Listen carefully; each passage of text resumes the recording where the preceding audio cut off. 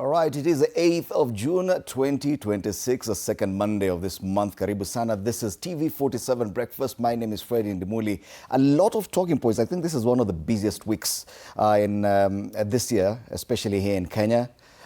Today, of course, the big one, and it features on the front page of this paper, Gachagua roho mkononi, that big impeachment case in court. Today's judgment day, and we'll be discussing that with my panelists as well. Also, this week, we do expect that CS Treasury, John Buddy, will be presenting the budget statement to Parliament on Thursday this week, officially kicking off debate on the various bills concerning the budget. That's appropriations bill, finance bill, as well as the budget estimates. Also this week, the World Cup. Yes.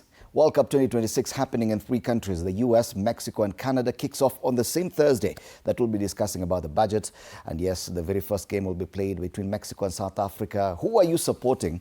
Remember, there's one team from the East African community, and that's the Democratic Republic of Congo. Promises to be a rather interesting World Cup, which will be running from 11th of June to 19th of July. And it brings together 46 countries, 104 matches in total. A lot to look forward to. Yes, other quick highlights from Kenya, of course, the Ebola quarantine facility continues to elicit a lot of debate. It is on the front page of one of the dailies. We'll be looking at what they're talking about. President William Ruto left the country yesterday for Europe. He'll be visiting Belgium, Norway and Finland. And remember, that's just a few days after he came from South Africa, Kazakhstan, Tanzania, Azerbaijan. Where is the real globe trotter? Debate around the schools unrest. Most schools continue being closed. The number has gone beyond 40 schools so far closed down. But the government insists they will not go on an early midterm break. So what do we expect? These are just some of the big discussions that we'll be looking at with my panelists later on, starting at 6:30 on State of the Nation. And you can interact with us for that conversation. On X, our handle is at TV47 Digital. On Facebook, it is TV47 Kenya, the same as Instagram, TV47 Kenya. And on YouTube, where we're streaming live, TV47 Kenya as well. Use the hashtag TV47 Breakfast, hashtag Story Yetu. You can tag me directly on X at Fred Ndimuli. Yes, let's now take a look at the weather situation for today.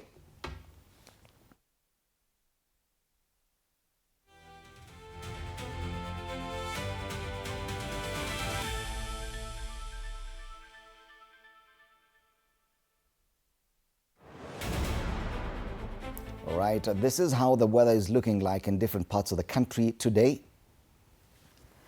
In Nandi, it's quite chilly this morning at 12 degrees. It promises to be a cloudy day, highs of 26 degrees. Laikipia, mahali wanajenga hiyo quarantine facility, it will be a bit hotter, 27 degrees the highs, also cloudy, lows of 13 degrees, more or less the same as Nandi. Kwale a bit hotter, but with that comes light rain, highs of 29 degrees, currently 23 degrees, which is quite high. Elsewhere in Kakamega, it is warm today, although cloudy, lows of 18 degrees, which is what they're experiencing currently, highs of 28 degrees. In Narok, a bit chilly this morning at 12 degrees, highs of 23 degrees, cloudy day as well.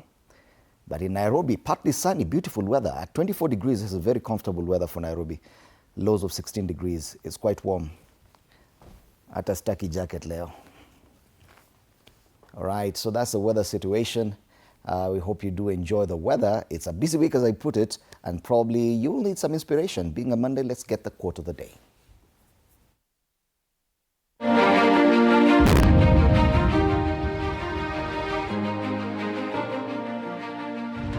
It is never too late to be what you might have been.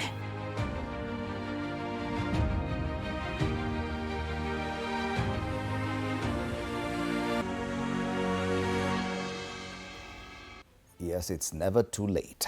All right, so for the big discussions, let's now come and delve into the dailies.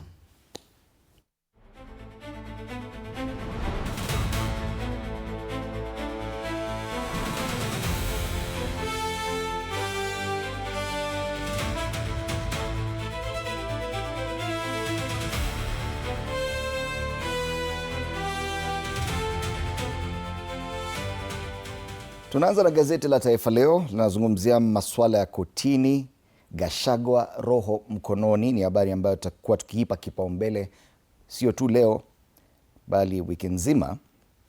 Mahakama kuamua leo iwapo aliyekuwa naibu wa rais aling'olewa mamlakani kwa njia halali au la.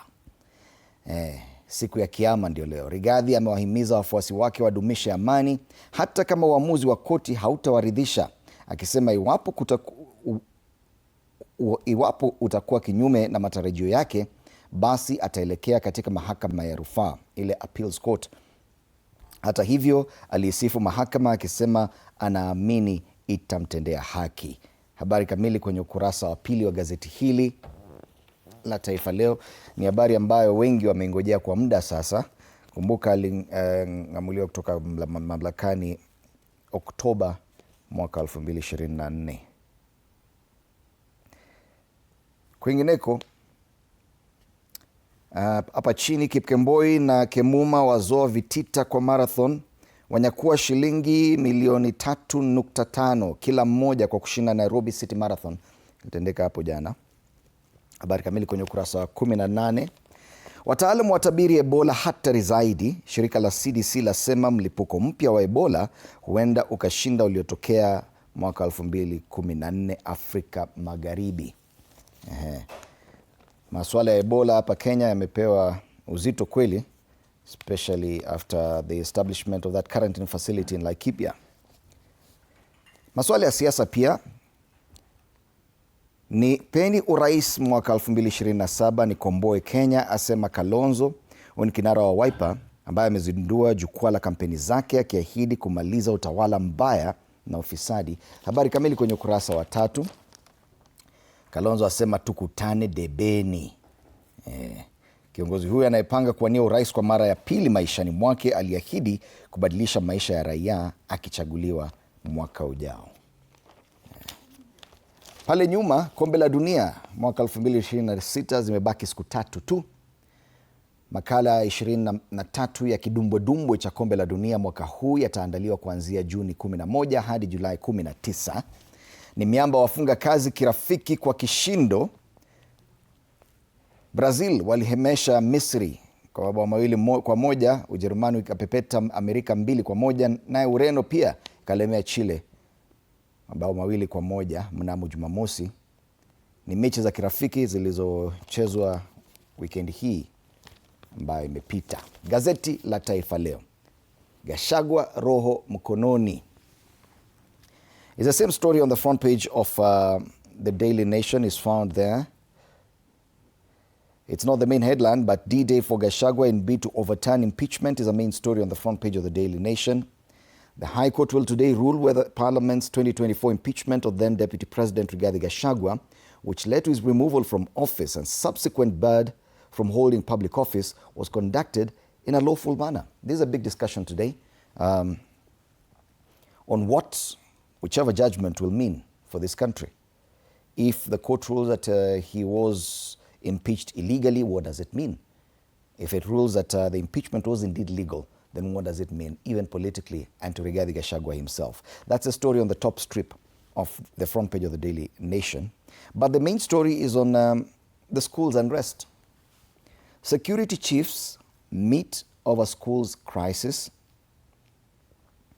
A wave of unrest that has forced the closure of most schools nationwide, with principals cautious to prevent the tragedy that befell Utumishi School in Gilgil, where 16 girls died in a dormitory fire, believed to have been ignited by some unruly students, will feature during a meeting of security chiefs today.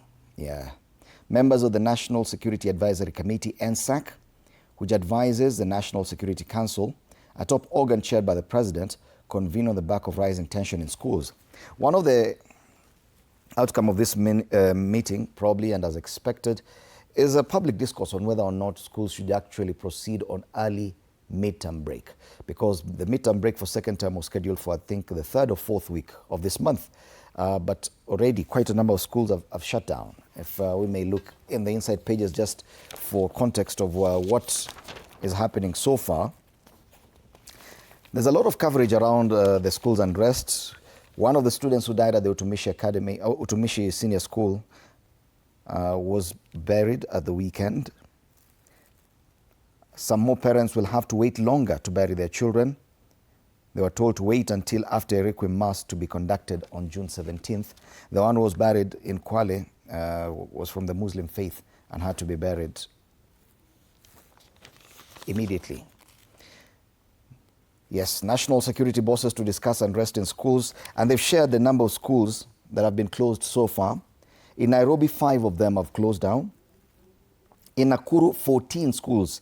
I think that's the most affected county, Nakuru, where Utumishi Girls is located.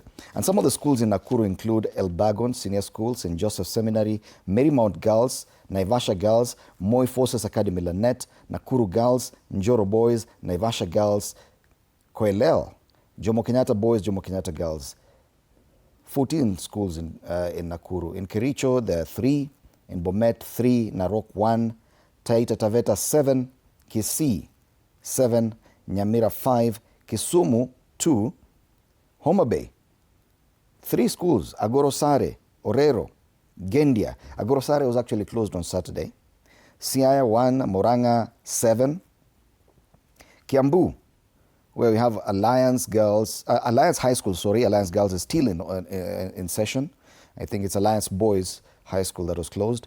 Loreto Girls, Limuru, Mangu High School, Thika High School. You can imagine, these are some of the top schools, and they've already shut down because of the unrest. The PS for Education, Bonabitok had said they would not be considering sending students on early midterm break. But that could change after this NSAC meeting today, because many people are advising that this should happen because quite a number of schools have already closed, and other students in other schools that are yet to shut down are insisting that they need to go home. Quite a number of schools here, more than 40 schools have shut down. All right, so that is a big story there. Another highlight, and this one I think it's only the Daily Nation that has, the Daily Nation has shared an aerial view of the US-backed Ebola unit at Laikipia Air Base, where it is being built. So I don't know if they used a drone or how they got this. Oh, they say it's a satellite image.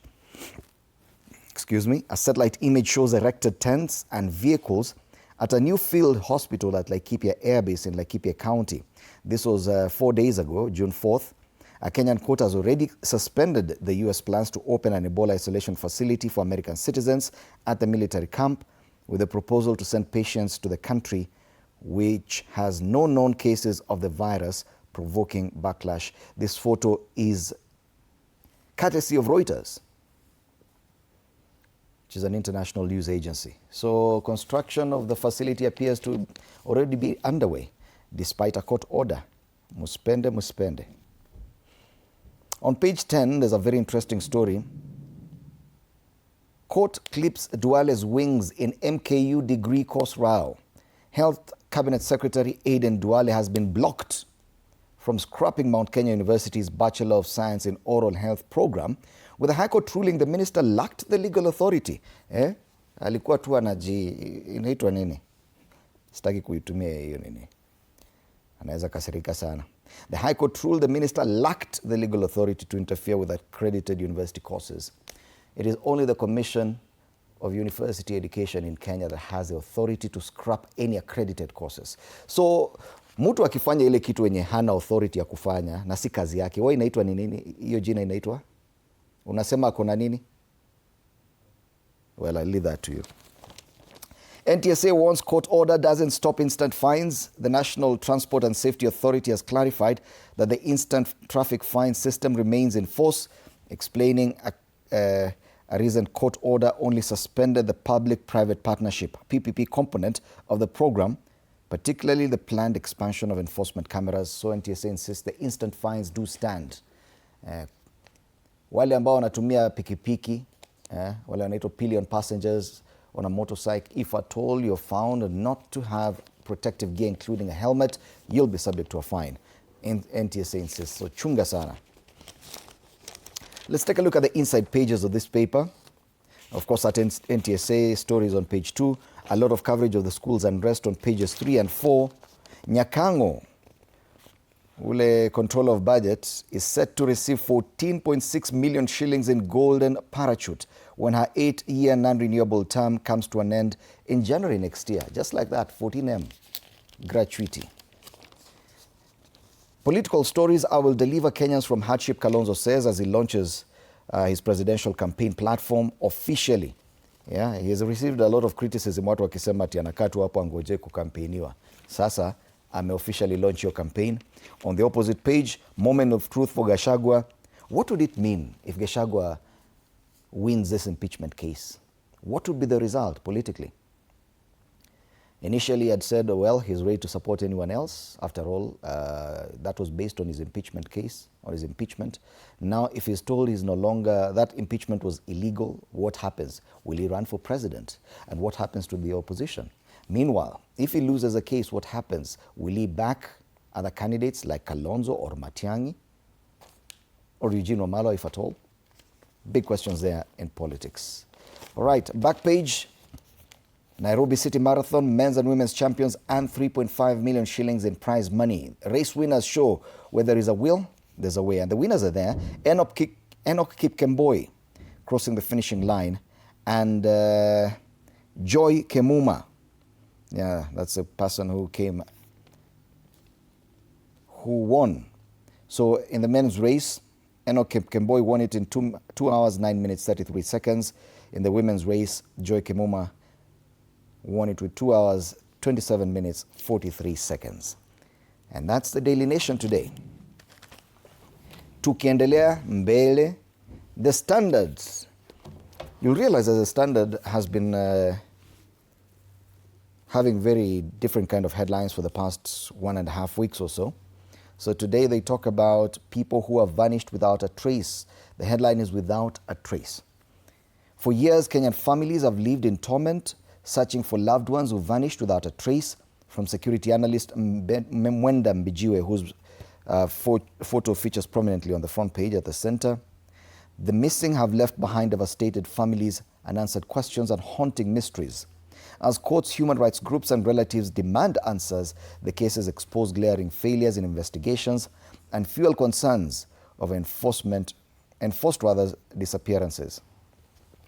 Criminal networks and impunity, with dozens still unaccounted for and many files gathering dust. Missing persons crisis remains one of Kenya's most painful unresolved tragedies. Stories on page 4. We have Rose Wamoyo, who disappeared on 30th of April this year. Bogonko Bosire was a journalist. We were in college together. He vanished from the streets of Nairobi on September 13th, in September of 2013. Dafton Mutunga Muitiki vanished in 2010. Irene Gachagua vanished in the United States in 2022. And Mwenda Mbijiwe disappeared on June 12, 2021, meaning that now it is 5 years since he disappeared while traveling from Nairobi to Meru. Very interesting that security forces in Kenya can track you and trace you whenever they need you. And they will get you. You can never run from them. They will definitely get you. But they're very slow when it comes to missing persons. What happens? Yeah, that someone can just vanish from the face of the earth, just like that, without the knowledge of security apparatus in this country. Yet, when they're looking for you, they can fish you out. They can smoke you out of any hole that you may be in, anywhere in Kenya. Well,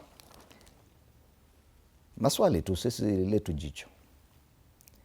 On page 2, senators are seeking easy, faster reversal for money sent to wrong recipient.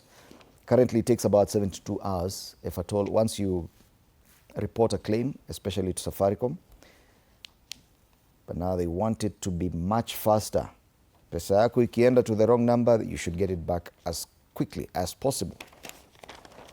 Matters Health on page 3, cancer survivors inspire hope amid emotional and financial toil. That's a special story by their health reporter on page 3 of the Standard.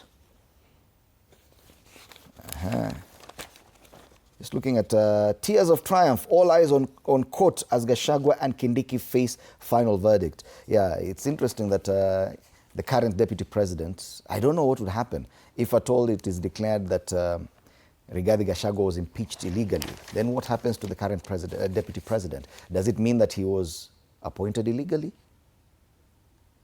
This is the first time this will be happening either way. So tugoje tuone vile kutaenda hata sisi. DCI haunts Analo over fatal South Sea building collapse. This is a city in charge of planning, Patrick Analo, who was last week arrested after money was found in his house, over 65 million shillings, according to reports. He was released on bail, but now he's at the risk of another arrest. This one linked to the South Sea building collapsed, where 2 people died. That could be a case of manslaughter. Sema siku ya nyani kufa, miti yote uteleza. And meanwhile, same story, stakeholders call for city urban planning dockets overhaul. And that's a story on page 9. Yes. All right, on the back page of this paper, matters World Cup given prominence. No, rather international football, because they're featuring Harambee Stars singing redemption song as they defeat Lesotho 4-0. Sasa timu zingine hata tunafaa anyway. Harambee Stars pale walichapa Lesotho mabao 4 kwa bila. So Kenya finally found the response they needed as Harambee Stars brushed aside Lesotho 4-0 yesterday in South Africa, producing a much sharper display after the disappointing 1-1 draw between the two sides 3 days ago. And poor Shujaa miss out on promotion slot. This is the Kenya Rugby Sevens team. Kenya, for the 3rd straight season, will be playing in the 2nd tier of the World Rugby Sevens series after failing to qualify for the 2026-2027 HSBC Sevens Division 1 in the final leg of the Sevens World Championship that ended in France yesterday. They did well, but the problem is the US beat Fiji. Yeah, they were really hoping that Fiji would emerge victorious, but the US beat Fiji. Ikamaanisha, tuko kule chini. But FIFA World Cup features a lot on the sports pages of this paper. Pages 30, 31, all about World Cup and beautiful images that we expect in the US, Mexico and Canada. The beautiful women who show up for football. If you look at page 31 of this paper, inakaa mzuri sana bwana. Ukiangalia hapo, very nice photos of the kind of fans that you expect in the stadiums in the US, Mexico and Canada. That's a standard today. Wanaita the bold paper. All right, and hii gadget inataka kunionyesha maneno. Anyway, let's just go physical. Sababu tumejiandaa. The Star newspaper. Kama kawaida, fresh, independent, and different, and we underline different. The first story, the main story on the front page. At last, Turkana oil project gets moving after 14 years of delay. This is a story given prominence on this paper today. Ile spread ya page 4 and 5. CS Wandai, that's a CS for Energy, Opio Wandai, says Turkana oil will start flowing before end of year. He says the operating expenditure alone represents a huge opportunity for Kenyan businesses. These are resources that will circulate through the economy and create jobs for our people. So this is an interview that this paper had with the Energy CS, Opio Wandai. At a glance, this oil was discovered in March of 2012. This is 14 years later. Years of commercial development, it's taken 14 years to commercially develop this. They say that the oil in place is about 2.85 billion barrels. Recoverable results about 429 million barrels. This project is expected to take about 25 years, and the first oil target is end of this year. Peak production target 50,000 barrels a day. And it takes about $5 billion US. It's about 646 billion Kenya shillings. That's the capital investments. Meanwhile, operating expenditure 1.03 trillion. Wow, 1.03 trillion shillings. Supposed to create about 3,000 jobs. And it comes there with an expert comment by Martin Chomba, who's Petroleum Outlets Association of Kenya chairperson. Kwa hivyo kuna oil huku. And then a very sad story there on the front page of the Star. Acid, fire and death, family of 4 perishes. This is a man, wife and their 2 sons. And it's another case of gender-based violence where a disagreement between the man and his wife ended in one of them pouring acid on the other and burning their house, including the children inside. They did not die on the spot. All of them were taken to hospital. 3 of them died at the Thika hospital, and another one was taken to the smallest son, who was taken to Kenyatta hospital. died 4 days later. So all of them perished in that, lost their lives from that incident. Kamau Kamoko, his wife Phyllis Wamboya, and the two young sons, Talan, who was 6, and Terence, who was 4.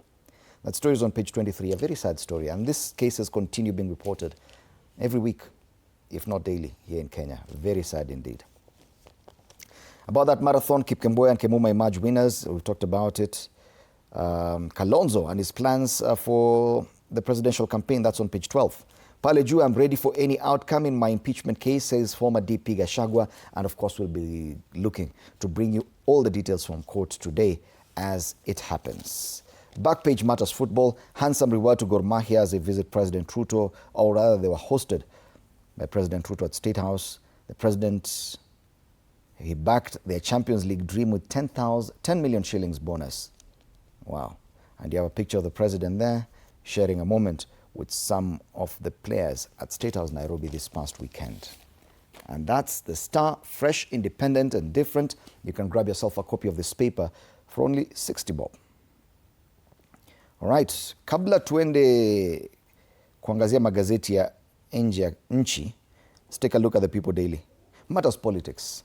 And you see that one-term phrase. Now this time this paper has devolved it from the presidency to the counties under the headline, Devolving One Term. So first-time governors in the political fight of their lives ahead of 2027 general election. They've shared pictures of about 8 of them. Are they indicating that these ones could only serve this one term? That these ones are the risk of only being one-term governors? They have Johnson Sakaja of Nairobi, Susan Kihika of Nakuru, Kimani Wamatangi of Kiambu, Cecily Mbarire of Embu, George Natembe of Trans Nzoia, Abdul Swamad Nasir of Mombasa, Gladys Wanga of Homa Bay, and Simba Arati of Kisii County. That story continues on page 4, and it has more governors there who are at a risk of losing their positions. Mounting pressure, they say. First-time governors in the political fight of their lives ahead of 2027 general election. Away from that, other quick highlights. Kalonzo's name dragged into contentious Kitui budget tussle. And Kenya-Somalia border reopening between security risks and economic opportunity. That story is on page 16 of the People Daily. Tuangazie masuala ya biashara sasa, tukimalizia magazeti ya hapa nchini. Business Daily today. Mattress firms leak secret union in price fixing probe. So 5 mattress makers suspected of being involved in cartel activity unknowingly exposed their collusion after jointly seeking a preemptive court injunction to block a planned raid on their premises. Interesting that. And firms risk KRA and bank asset seizure over unremitted pension. On the ticker, Treasury, 10 billion shilling funding cut blights Kenya's oil dream. Kenya military spends 190 billion on weapons as East Africa rearms and state plans sale of e-citizen users' data to businesses. Your data will be sold. All right, those are the local dailies. Let's go regional, and we start off with the East African. Today being a Monday, this is a weekly copy of the East African. And it talks about the East African community being broke ESC in staffing crisis with just $23 in the General Reserve. The Secretariat cannot hire staff for 163 critical jobs, even as retiring employees go empty-handed due to cash crunch. Remember, we've been talking about the East African community and Kenya being the only country that is up to date with its remittances, or rather contribution to the community. Many other countries, including the host country Tanzania, walisema hawana pesa ya kulipa hiyo maneno. The other story given prominence on the front page of this paper is to do with what's happening in South Africa with cases of xenophobia. And we have displaced Africans sheltering in a hall in South Africa, Clermont, and they're asking, whom did they wrong in South Africa? That's the East African. Let's go to Uganda now. The Daily Monitor is asking one question. Where's Janet, the First Lady? Yeah. While the rest of the ministerial nominees presented themselves for vetting, Ms. Museveni, the Education Minister designate, did not show up for the 2-day exercise and may likely miss taking her oath of office today. So the cabinet is being sworn in today, and she's not been seen for a while, unless she is vetted ahead of the swearing in. So May 12th, during the swearing in of the president at Kololo ceremonial grounds, the First Lady did not show up, and President Museveni was accompanied by his daughter, Natasha. Out of the 82 ministers nominated. 80 were approved, with one rejected, while another did not appear. And that's Janet Museveni. Where is Janet? That's a question on the Daily Monitor. On the New Vision, businesswoman kidnapped and killed, matters crime in Kampala. Let's go to Tanzania now. We start off with the Citizen in Tanzania. Trees down, profits up. Data for the Ministry of Natural Resources and Tourism shows that 95% of charcoal in Shinyanga enters the market illegally, bypassing licensing requirements. So matters logging. And charcoal burning, big crisis in Tanzania, according to the Citizen. Tukisalia kule Bongo, gazeti la Mwananchi, msimamo wa nchi, na ni ile the visit of their president Samia Suluhu Hassan to Russia. Rais Samia atoa mwelekeo wa Tanzania kimataifa, wachambuzi waunga mkono wakitoa angalizo. Alikuwa ametembelea Rais Vladimir Putin wa Urusi, na ndio habari inayopewa kipaumbele kwenye ukurasa wa mbele wa gazeti hilo la Mwananchi kule Tanzania. So those are the top stories on all the front pages, not just in Kenya but around the region. Let's come back home and take a look at the caricatures. The cartoon on the Daily Nation today, it has the government on one screen, one frame, sleeping, snoozing. Then the by-elections bell rings, and then the government now quickly starts thinking about projects, electricity, yeah, a police station, water, and I think even a railway. Olkalao wako na railway na treni ishafunguka, lakini before the by-election iitwe, hiyo treni haikuwa hapo. On the Standard, we have the caricature of the CS Treasury walking a tightrope. He's trying to juggle between the finance bill and general election. Remember, he's presenting the budget statement this Thursday to the joint houses of parliament. All right, the cartoon on the Star features the Wiper Party leader, Kalonzo Musyoka. He's saying, I'm stepping out of your shadow. Whose shadow? Raila Odinga's shadow. He has shadowed Raila Odinga for a while. Now he's saying he's stepping out of this shadow and going all the way this time towards 2027. He has already declared his intention to run for presidency, and he officially launched his campaign platform this weekend. So Kalonzo for president. These are some of the big stories, and we'll be looking at them with my panelists after the break. Let's take a quick look at the traffic situation before we take that break.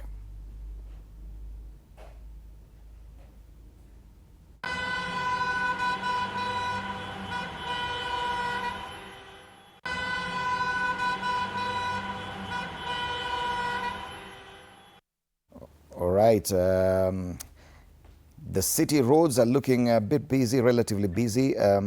Eastern Bypass, because we've realized that there's usually a problem from Mihango past to Tawala as you head towards the KQ headquarters, quite busy. That direction heading towards the airport, and after that interchange with Outer Ring Road towards Cabanas, it's getting busy as well. The other major tributary, of course, is Thika Road into town, and we're considering that section after Ruiru to the CBD. Quickmart, Kahasukari, that's where the traffic starts, opposite KU staff quarters, and it goes all the way past Githurai to Kasarani. And immediately after that, eases a bit, but then goes back. That section between Kasarani and Garden City Mall is quite busy this morning, and it continues all the way to Allsops.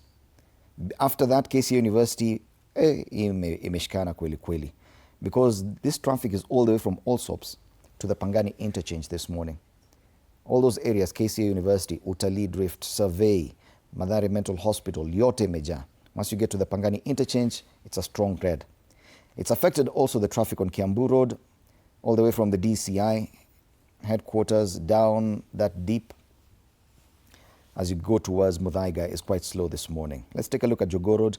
Kama kawaida pale Makadara, that's the only problem. After that, it's smooth all the way. Ata pale City Stadium roundabout, not so bad this morning. Machakos area, Mudhurwa, heading towards town, not so bad. A bit of traffic on Haile Selassie Avenue, both sides, between a railway roundabout and the Landis Road roundabout as well. Other sections that I can see a bit of traffic is at Haile Selassie as you get towards town. Mombasa Road as well, the main Mombasa Road as you get towards joining into Uhuru Highway is also quite heavy. If you're using the expressway, uko sawa. ABC Place into town, that's why Yakiwe not so bad. Junction Mall building up slowly, heading towards the city, also at Prestige Plaza and the city mortuary roundabout. That's the traffic situation in Nairobi. Typical Monday traffic in the city. All right, so join us for the conversations after the break with my panelists as we discuss this and a lot more. And I can see one of them is already in studio. Patrick Musili Mangula is an MBS governance expert. Karibu sana. He'll be joined later by Mundalo Advice, the leadership and communications expert, and Wakili Joshua Kipto later on. For now, get interactive with us on social media, TV47 Digital on X, TV47 Kenya on Facebook, Instagram, and on YouTube. Use the hashtag TV47 Breakfast, hashtag Story Nyetu. You can tag me on X. My handle is at Fred Ndimuli. See you after the break.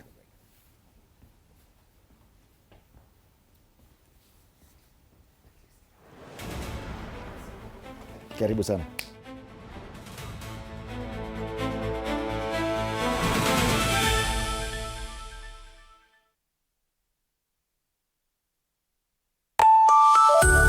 Sundays at 8:30 p.m. Good morning. You have my rent? Leo jioni kama tutakuwa tumelipa rent, nauza hii simu yako. Hamna pesa. I need 3 G's to make my nails today. Sasa hivi natuhusu aje? Can I order now? Do you ship? Can I get blinking ones? Mimi nilikuwa na trade.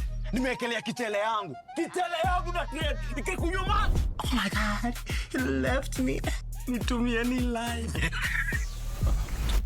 Uko nje kuna wifi. Why? High five? Wait, so what do we call this dish again? I have no idea. The cucumbers are there specifically for my beauty routine. Tamulini kero umeka kwa beauty product. Na ameenda. Tunafaa tukuwe na logo yetu. Like, si ni brand already. We won't entertain divas. No. I'm not dealing with a man child. Amazing. Nishapenda hii energy. Sundays at 8:30 p.m. on TV47. Saturday at 8:30 p.m. My father used to tell me that our hotel is the home for travelers. I guess I forgot that. Recently, it's been more of a mirror of my own ambition. Ooh, yeah. We might fail. We will probably fail, but not for a lack of trying.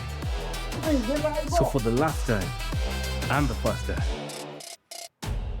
welcome to Connect In, the best experience in Eastern Central Africa and its environs. Saturday at 8:30 p.m. on TV47. Wednesdays at 8:30 p.m. This is a very serious place. I see that. Surely. Hey, nyumba. This is the place. Just for a few days. Rule number 2. Kwani Google inajua maisha yangu wewe? That's my seat. It's a chair. It was hers. You're new here? Yes. You learned the rhythm. This place is run by structure. Structure. It is a system. Ni venye tu ni system haisikizi. And what happens if something you haven't chosen enters your day? I remove it. That's not always going to be possible here. Then you are going to have a problem. Noted. What are you planning? To escape from a resort? This is not a resort, my friend. This is a storage. Wednesdays at 8:30 p.m. on TV47.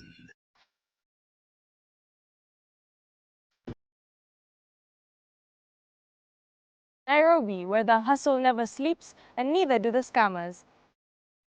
Link Up, we are talking about something that's affecting all of us. We are talking trust. We're diving into the campus life. Stay fresh, stay safe. Stay linked up.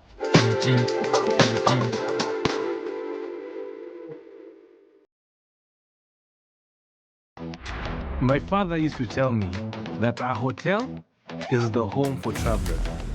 I guess I forgot that. Recently, it's been more of a mirror of my own ambition. Ooh, yeah. We might fail. We will probably fail, but not for a lack of trying. So for the last time and the first time, welcome to Connect In, the best experience in Eastern Central Africa and its environs.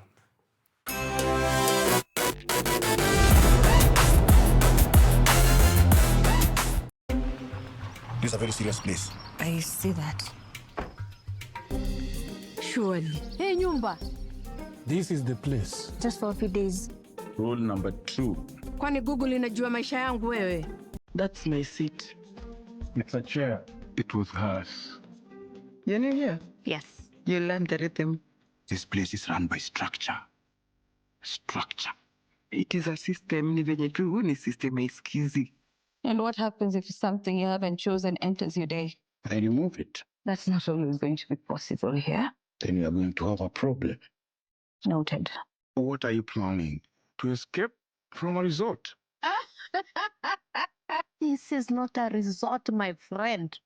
This is a storage.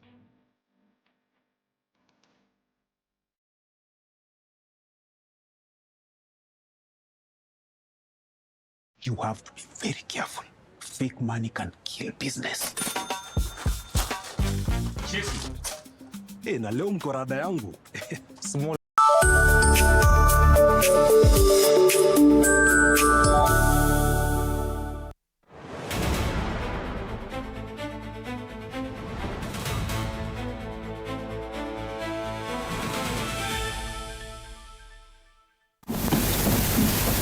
On the eve of a judgment that could reshape Kenya's political landscape, former Deputy President Rigathi Gachagua says he is ready to accept whatever verdict the courts deliver.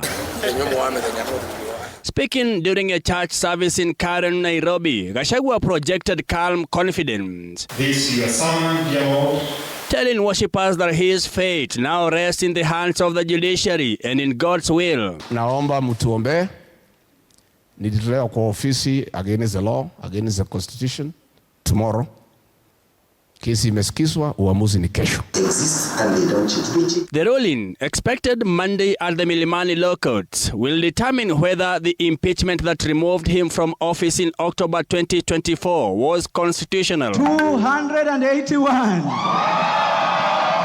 Parliament voted to oust him on 11 charges, including allegations of corruption, abuse of office, and promoting ethnic division, claims he has repeatedly dismissed as politically motivated. And we are ready for whatever outcome.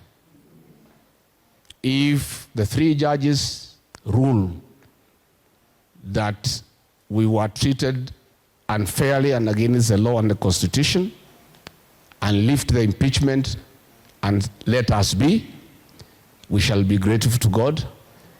And we shall be very grateful that there is a justice system in Kenya that works. Good afternoon. For nearly 2 years, the battle has moved from the charged atmosphere of Parliament to the solemn chambers of the courts.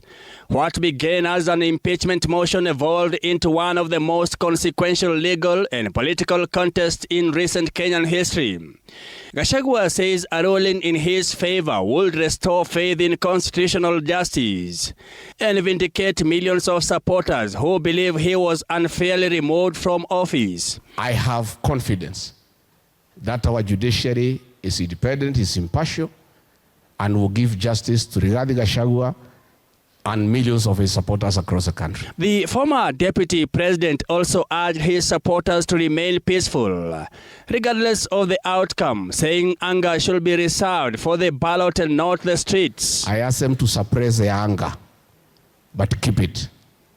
Next year, they'll have an opportunity on the 10th of August to express their anger at the ballot box. Now, all eyes turn to a 3-judge bench that will decide whether Parliament acted within the Constitution or crossed the line.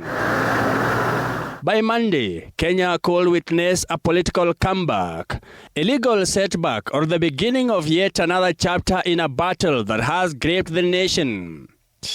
Mike Gwongo, TV47, Nairobi.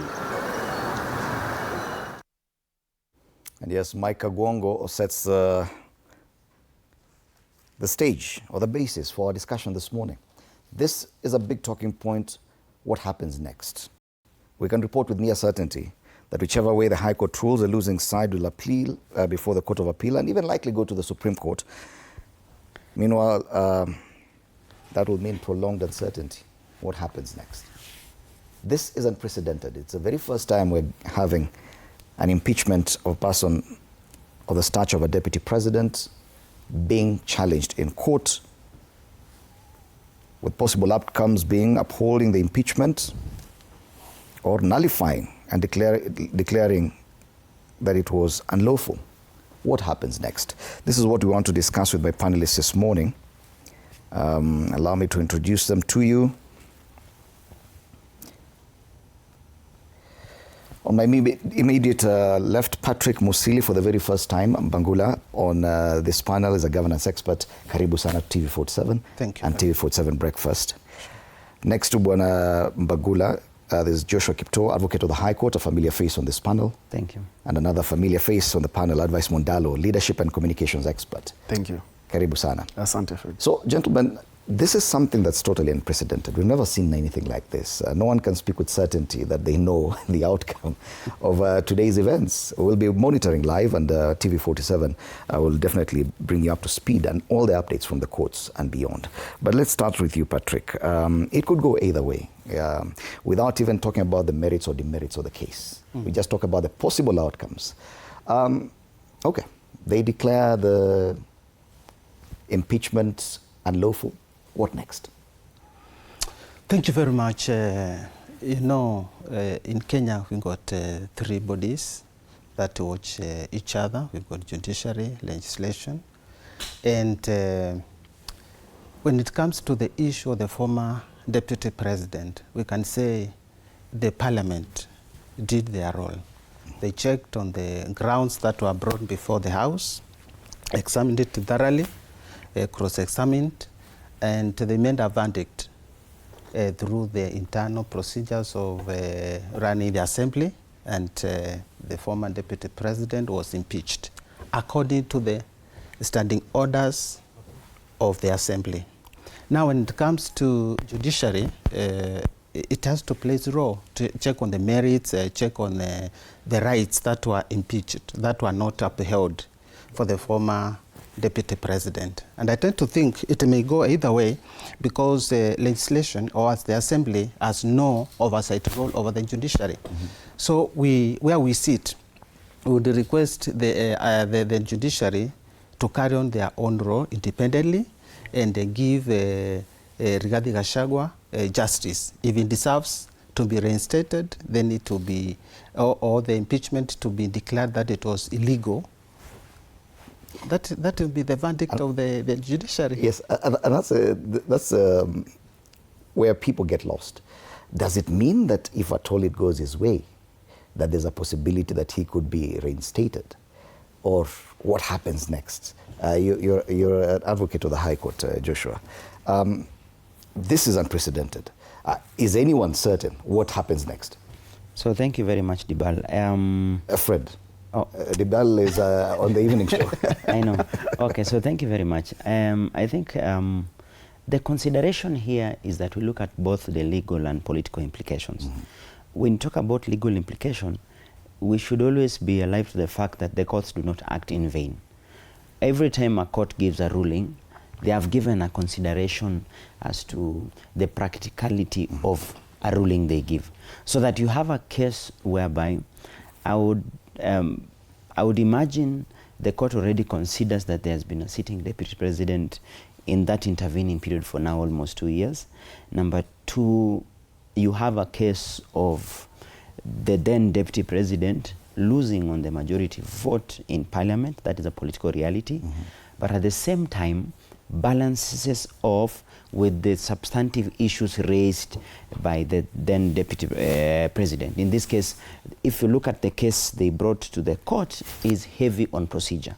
whether the procedure was adhered to, whether indeed he was given a right to fair hearing, whether things like public participation were according to the threshold expected of such a process of that big magnitude. So you have a court that balances those. They put on one hand the political realities, but on the other hand, they consider the legal implication. And every time a ruling is given, all that is put into context so that you would understand, for example, why if you look at the prayers sought by the councils on record for the former deputy president, you can see creativity that tries to broaden the options for the court. For example, they seek compensation as one of the remedies.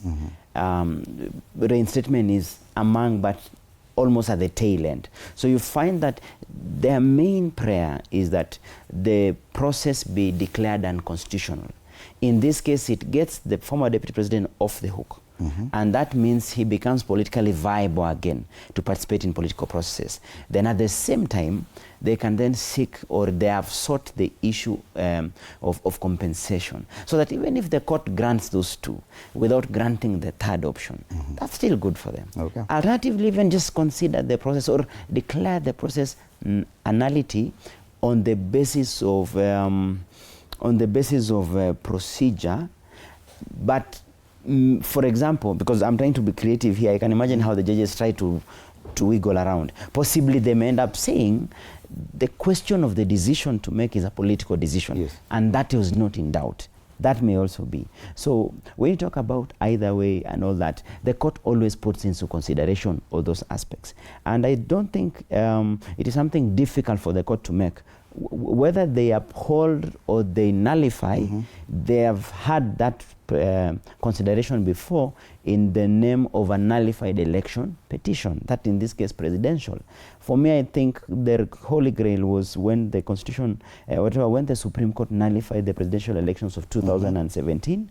Number two, when the High Court, again in 2021, nullified the BBI process, which was a very big initiative for the government of then President Uhuru Kenyatta and the late Right Honorable Prime Minister.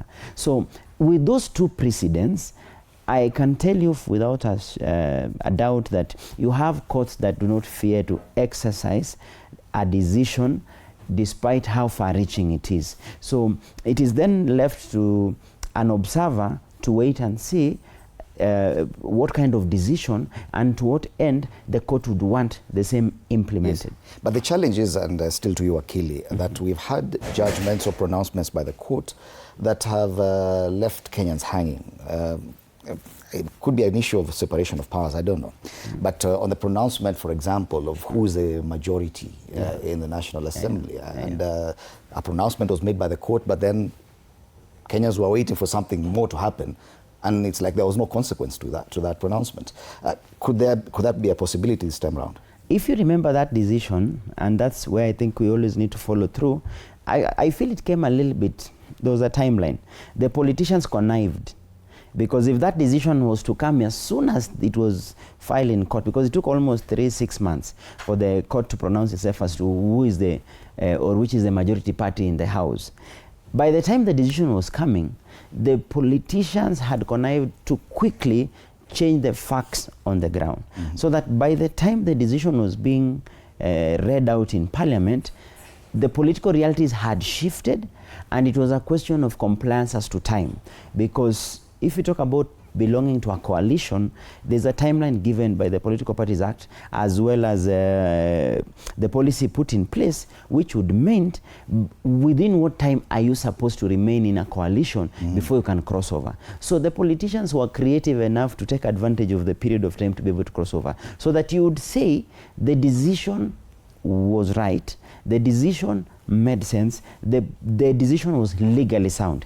But as to its implementation, if you saw what Parliament did through the Speaker, they just said, okay, fine, we agree with the court, but in line with that decision, this particular grouping of MPs or this political party had already issued notice, and it has lapsed. So technically, I can then formally declare them to be part and parcel of this coalition, which then alters the numbers. So why I'm saying that the court considers the realities. In that case, it was a cut-paste decision, because it was a question of who is the majority party. And it was a question of arithmetic. How many numbers, and in terms of which are the coalition agreements in place. Now, for the Rigathi Gachagua, you're asking the court to determine, was the process done in accordance with the law? Then we start looking at public participation.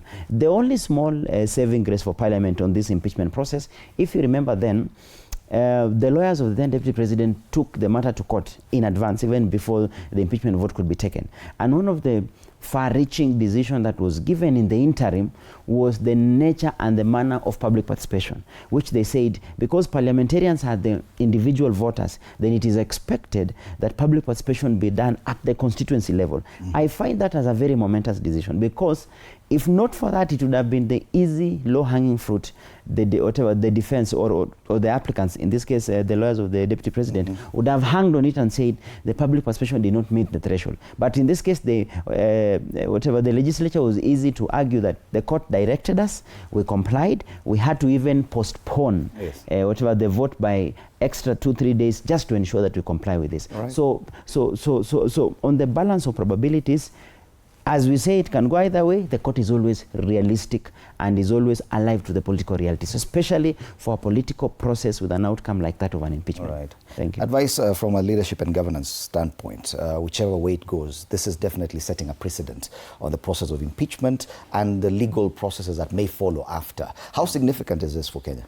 I think this is extremely significant, Fred, especially it's quite a nice time to be living in the Republic of Kenya. Many African countries cannot be able to even imagine conversations that are happening in Kenya today. And sometimes such kind of things just stretch us to, one, test our democracy, and two, just test our constitution and how hard it can actually be able to cushion all of us. We are having a conversation in Kenya about Deputy President actually being impeached. It is something that is very, very unheard of. Not many African countries, I doubt any, has actually been able to come that far. It just speaks to the question of accountability and how Kenya has moved so far, that at the level of the Deputy President, actually, you can actually face an impeachment. You remember, Fred, when we started having this conversation around 2015, 2016, when we started having motions on impeachment of governors, they were very unheard of. We actually thought there is nothing like that can ever happen. But now we have come so far, and we are talking about a successful impeachment of a Deputy President. It speaks to how much accountability the people of Kenya want, and it actually just puts the leaders on toes. And when you come to the merits and demerits of now the court process, my opinion would be that I think the merit of the impeachment was already done.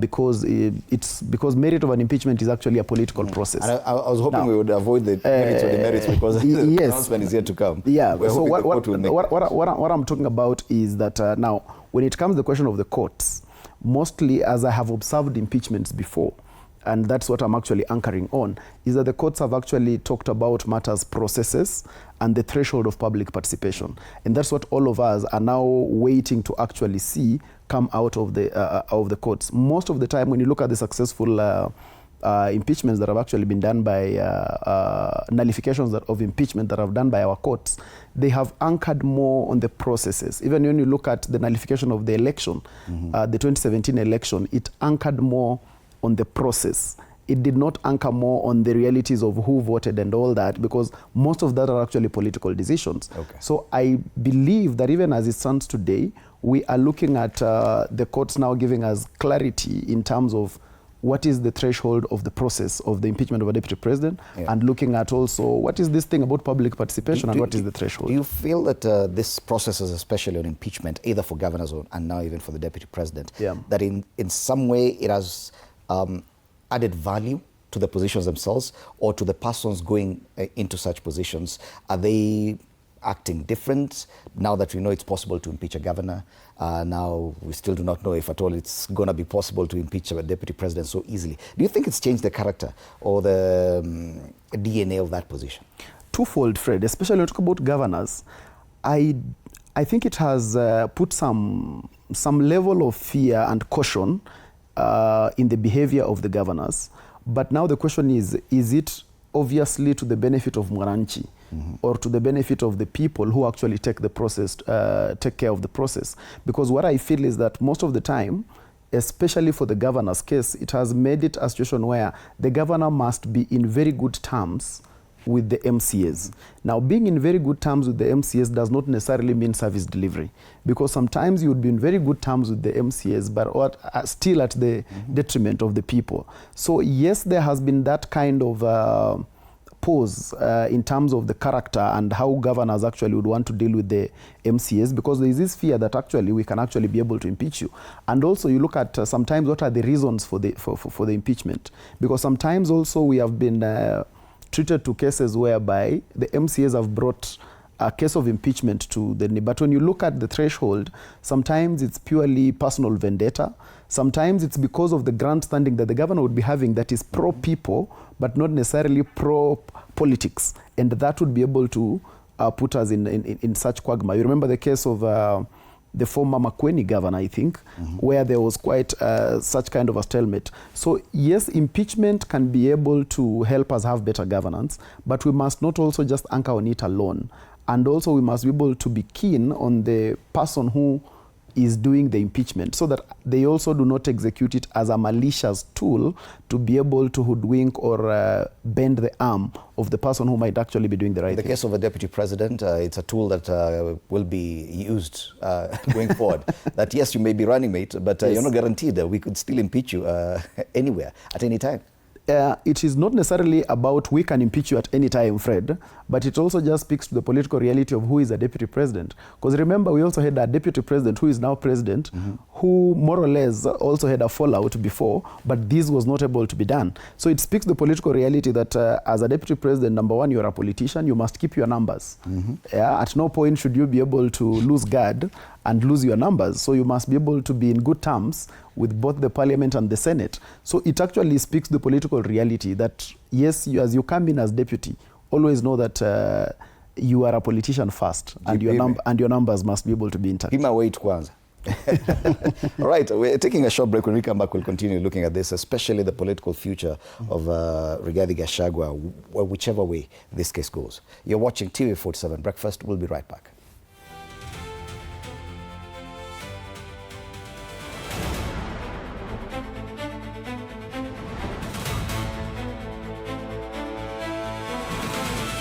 Sundays at 8:30 p.m. Good morning. You have my rent? Leo jioni kama tutakuwa tumelipa rent, nauza hii simu yako. Hamna pesa. I need 3 G's to make my nails today.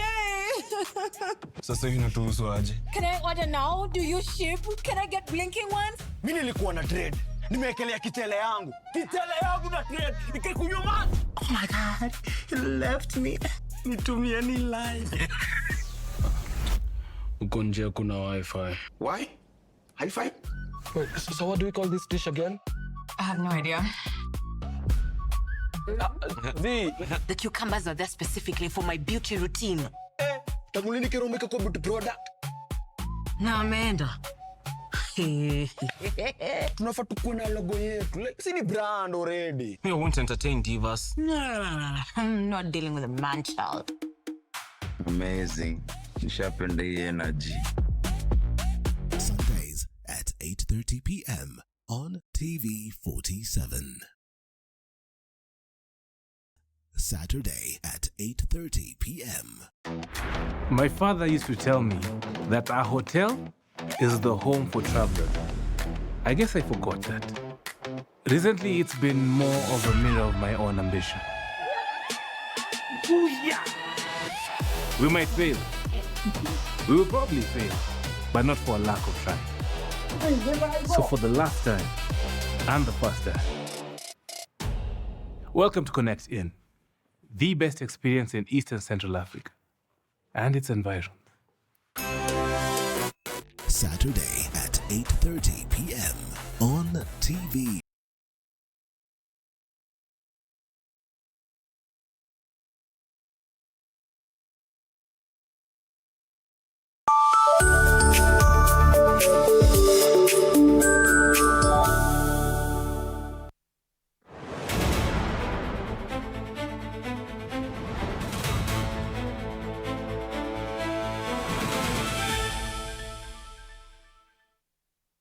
All right. right, welcome back. You're still watching TV47 Breakfast with me, Fred Indimuli. I'm still in studio with Patrick Musili Mbangula, who's a governance expert, Joshua Kipto, an advocate of the High Court, and Advice Mundalo, who's a leadership and communications expert. We're still considering the possible outcome of the impeachment case filed by former Deputy President Rigathi Gachagua.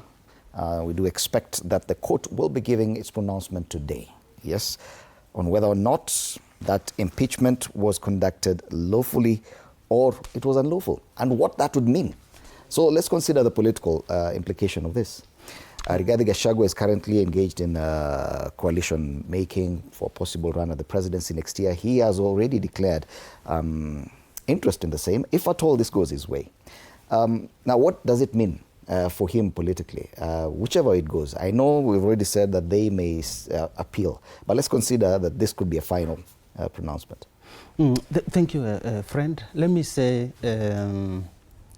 we are optimistic that the ruling of the court today will give the nation direction on this matter that has been in court for quite some time. But also say, when you look at the Constitution, 75, Section 75(3), if Rigathi Gachagua stands to be impeached, then he may not even be able or eligible to run for any office. And it will impact his political career going forward. Looking at his age, even if it's bad, maybe for 10 years, by the time 10 years lapse, he may not be able to run an office. And also, there are other ways for him to also seek remedies in the courts, like he can also seek an appeal to a higher court just in case the ruling does not favor him. So those are the ramifications or the effect of today's ruling. The other case, as my colleague Learned Friend here said, there are other options of giving justice to Gachagua, just in case the court finds that the grounds of his impeachment were not well grounded on the law and the processes. But impeachment, basically, of either governor or deputy president, it's a political driven process. Yes. Back to the first consideration you've made, that fine, it is declared by the court that he was duly impeached. Now we go back to his coalition, and do you feel that now he'll be comfortable enough to play kingmaker to any other candidate within that formation? Or does that complicate matters for what you call United Alternative Government?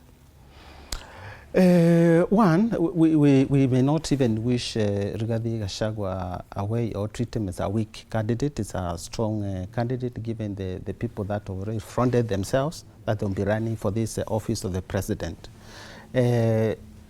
Whichever way comes, or the ruling of the court, it's upon him to decide which sections or which sides to take. If he decides that he will run, is cleared by the court and decides that he will run, then he commands a crowning or following. In the case he stands to be impeached, then it's him to make a decision which side to do.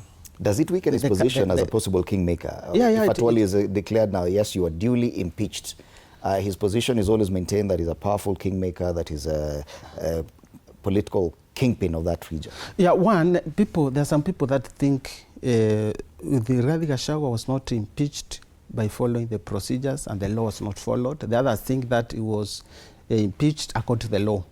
So those people think that Rigathi Gachagua was impeached according to the law, then they also get justice because their decision will be ratified or will be okayed by the court system. And there are people that think Rigathi Gachagua was not impeached according to the law. So whichever way that the court will give its ruling, it will also give a clarity on the entire matter.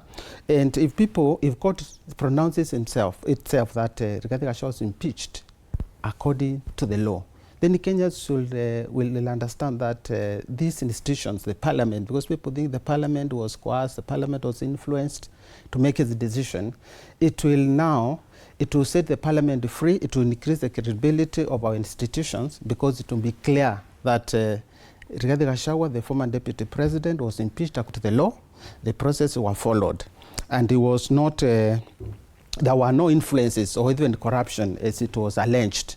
So this will clear the air to our members of the public. And then if this happens, then Rigathi Gachagua, its chances of being a kingmaker also reduces because its credibility has already been poked. Okay. Oh, yeah. We've seen that quite a number of people still insist that as long as this case is still alive, then it's not final that he cannot run for president. He has already indicated his interest to do so. He has already indicated his intention to appeal if at all the case doesn't go his way, meaning that he may go all the way up to the Supreme Court. We do not know how much time that would take.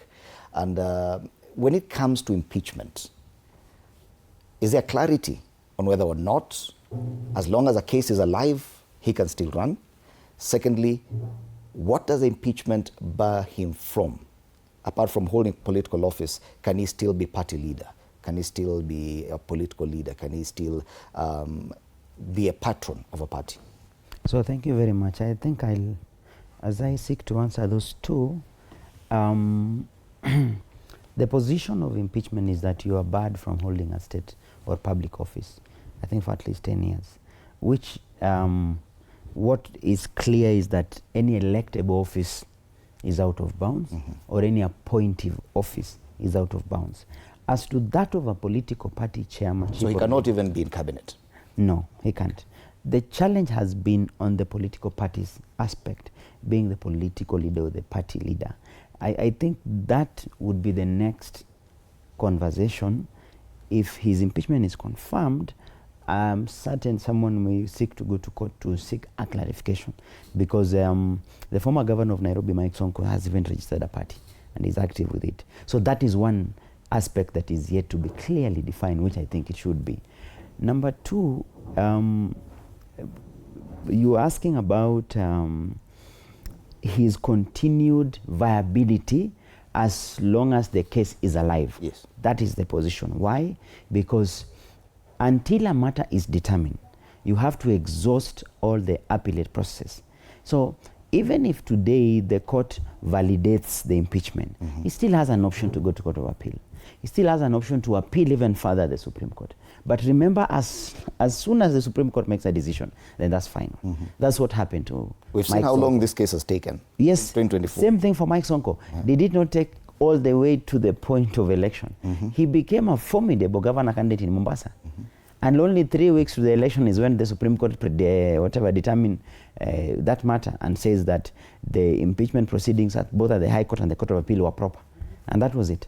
So that avenue remains, because when it comes to appellate rights, any person, whether convicted in criminal matter or having a civil matter or commercial matter in court, the appellate avenues are there until and when they are fully exhausted. That's where you could see Mike Sonko was trying to approach the East African Court, which completely has a different jurisdiction, cannot rule over an appellate from the Supreme Court. So that was a bit different. So as long as the matter is still active in court, which it is right now, that has given the platform to the former deputy president to campaign and brand himself as a possible candidate. But this other bit has been hanging like a sword of Damocles just on top of his head, depending on where it swings. So if it swings in his favor, then it's all system go. Unlike a case where he would just be waiting until and when the court determines. There was something else you asked that I think that was important. Political implication. To be honest, I don't think it has any much implication, except if the decision is that he's viable. As we speak right now, in the United Opposition and even his posturing, he's been mostly being the kingmaker.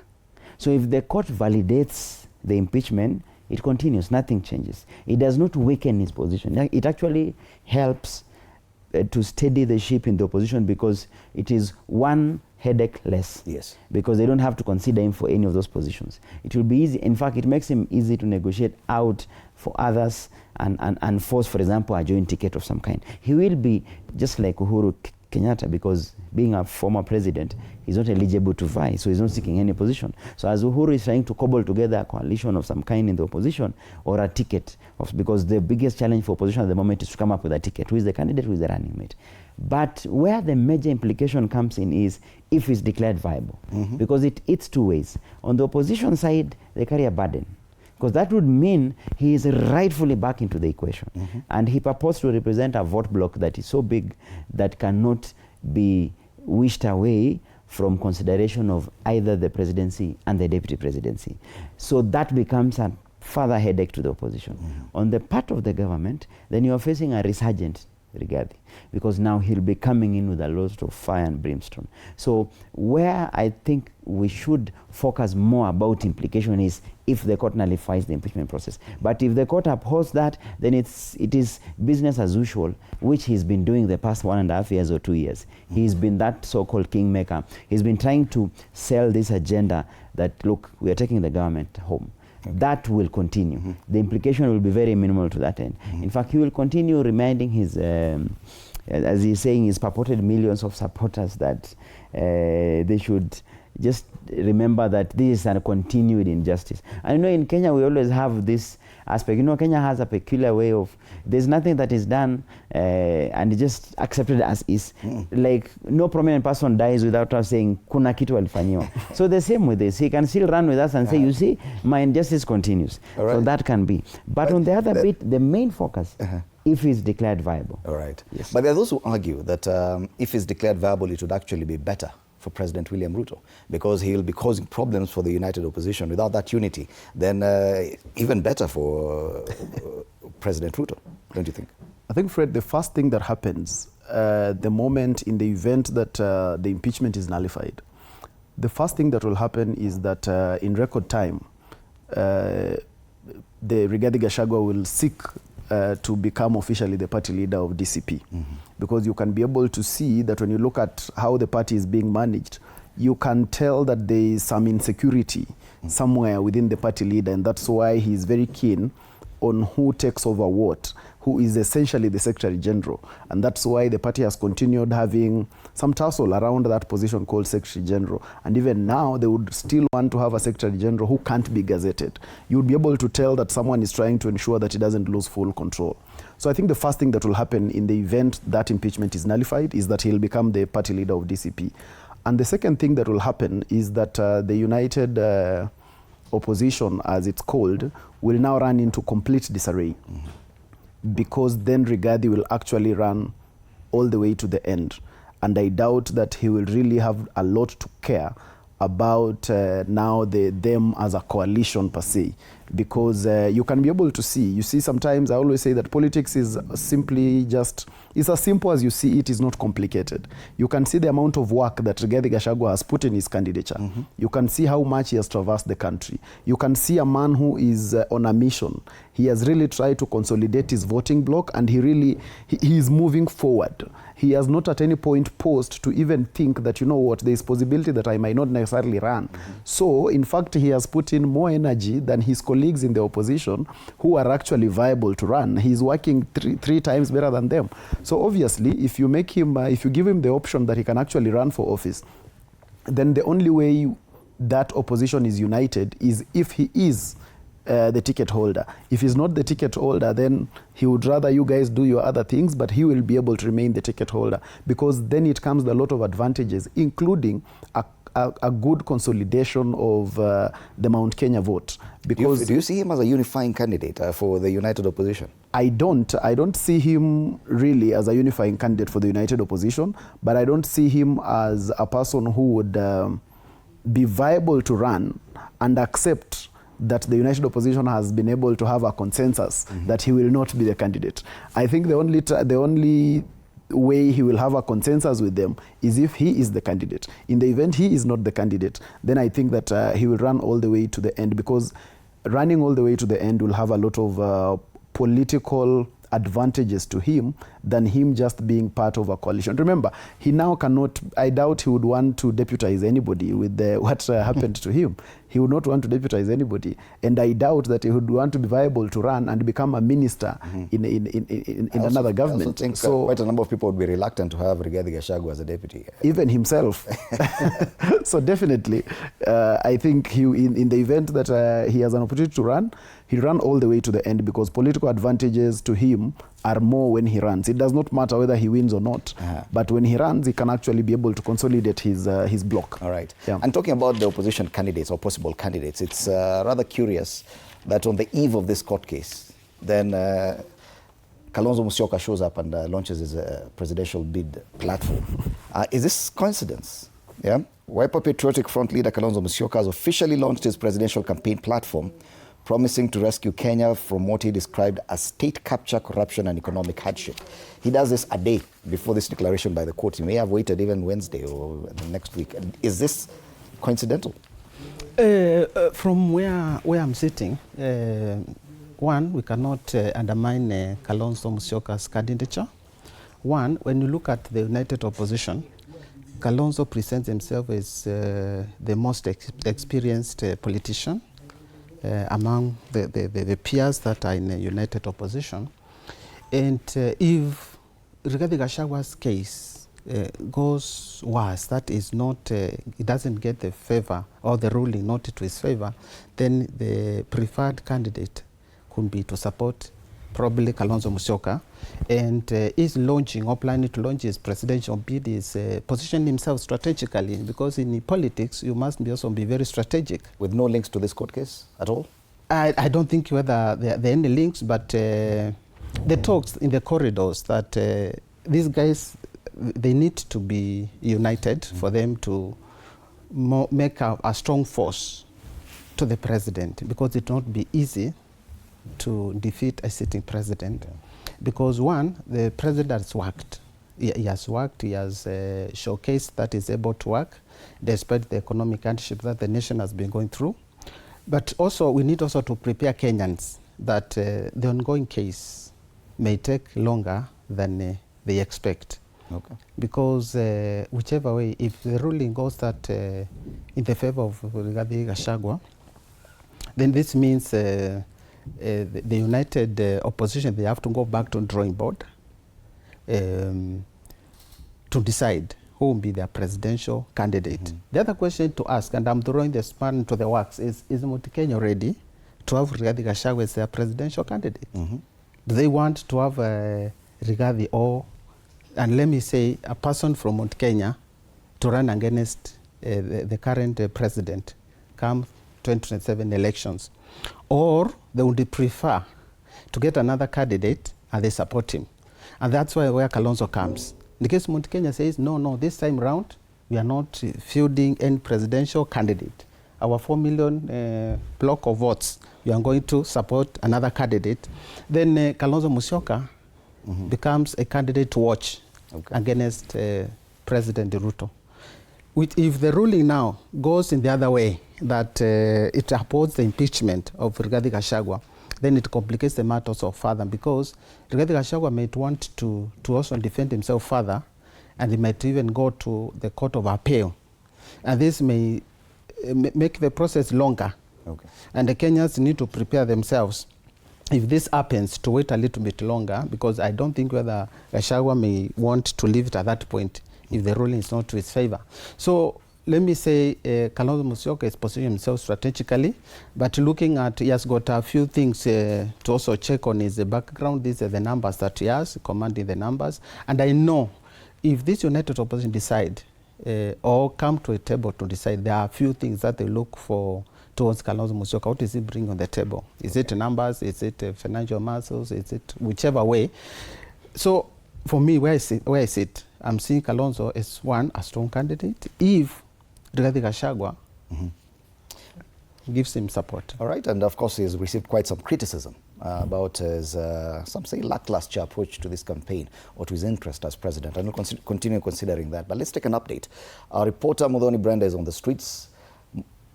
Muthoni, good morning. Can you hear me? Good morning, Muthoni. Tell us what people on the streets are saying this morning.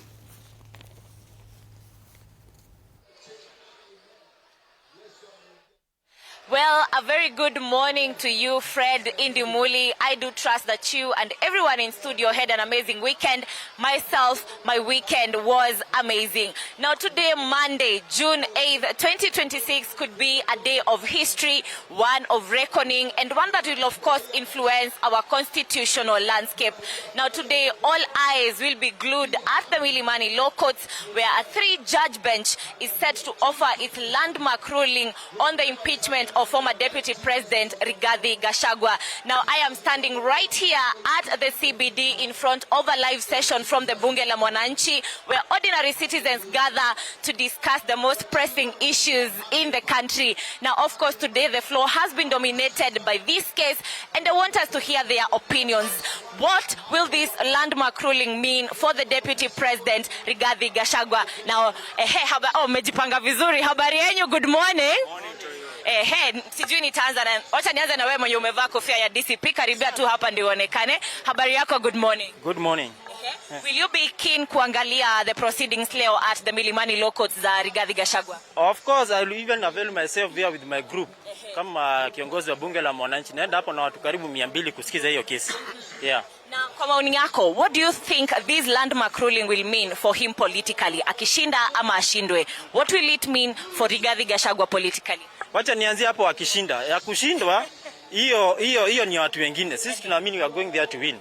And it's a plus for us, for our political kingpin, our political leader, our supreme leader Rigathi Gachagua. Kitu ya kwanza hiyo impeachment tupiliwe mbali. Kitu ya kwanza itamuongeza political mileage. Because we in DCP, we have been carrying a lot of political deadweight around us. Kuna watu wanazunguka tu nyuma ya Gachagua, ukiwaangalia tunawaita ati viongozi.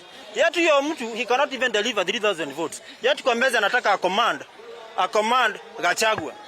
In which democracy does not work like that. Politics is not about sympathy. Ya kwamba you look handsome, at you look calm, at you have a nice haircut. Politics is not about sympathy. And we in DCP, we are going there to take that win. And our political leader will emerge victorious today. Asante. Na mwingine mwenye anataka kunipea maoni yake in case he loses. Kuja uniambie habari yako, good morning. Good morning too. My name is Willie Maina. And first of all, if the ruling goes in the favor of Gachagua, therefore it will justify how we have bad leaders in the legislature and how we have an immune system that even invades in the three arms of the government.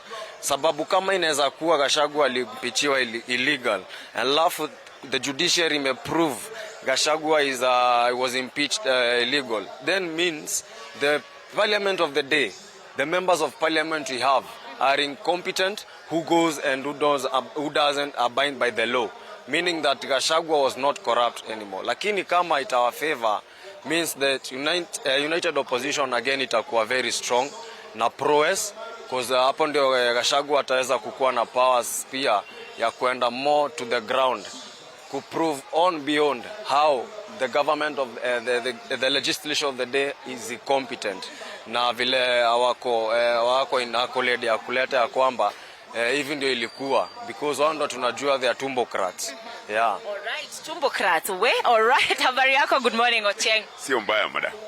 Niambie, wewe unaona leo aje? Kama kila mtu mwingine I will be keeping abreast. Lakini vile hii kesi iko, Mheshimiwa Gachagua ako na baggage kwa mgongo. Ako na mzigo kwa mgongo. Kesi kiendelea kusimama na anazoiwa kuseek political office mpaka 2034. Sasa leo tuseme akiwa freed, maombi yake ni akuwe freed, aweze kuitisha kiti ya president ya deputy ama yeye. Lakini by implication tuseme leo kama atashinda, wenye ako na shida politically Kalonzo Musyoka na Fred Matia, au wanangoja Gachagua walete hii kura ya Kikuyu yote awamwage na Eugene Wamalwa. Hata Eugene Wamalwa. So hiyo sasa, na wewe je, maoni yako, habari yako, good morning. Morning to my name is Regan. Mimi nataka Gachagua akuwe free. Kwa sababu already Kenyans have already decided outcome venye tutapiga kura 2027. Akikuwa free tunajua ni nani candidate yako. It's not necessary akuwe ni Gachagua as venye government inataka. Sisi tunajua Gachagua akuwe free, pia yeye akuwe kingpin na ajue ile matusi anatusiwa hawezi simama, asiwezi simama. Tunataka akuwe free, akuje na hizo kura za Central, venye Kalonzo anakuja za Ukambani, venye Sifuna wanakuja na za Western, ndio tukudeli na the one enemy mwenye tuko na yeye. Right, asante sana. There you have it, Fred Ndimuli. Those are the opinions of waheshimiwa here at Bunge la Mwananchi. Back to you in studio.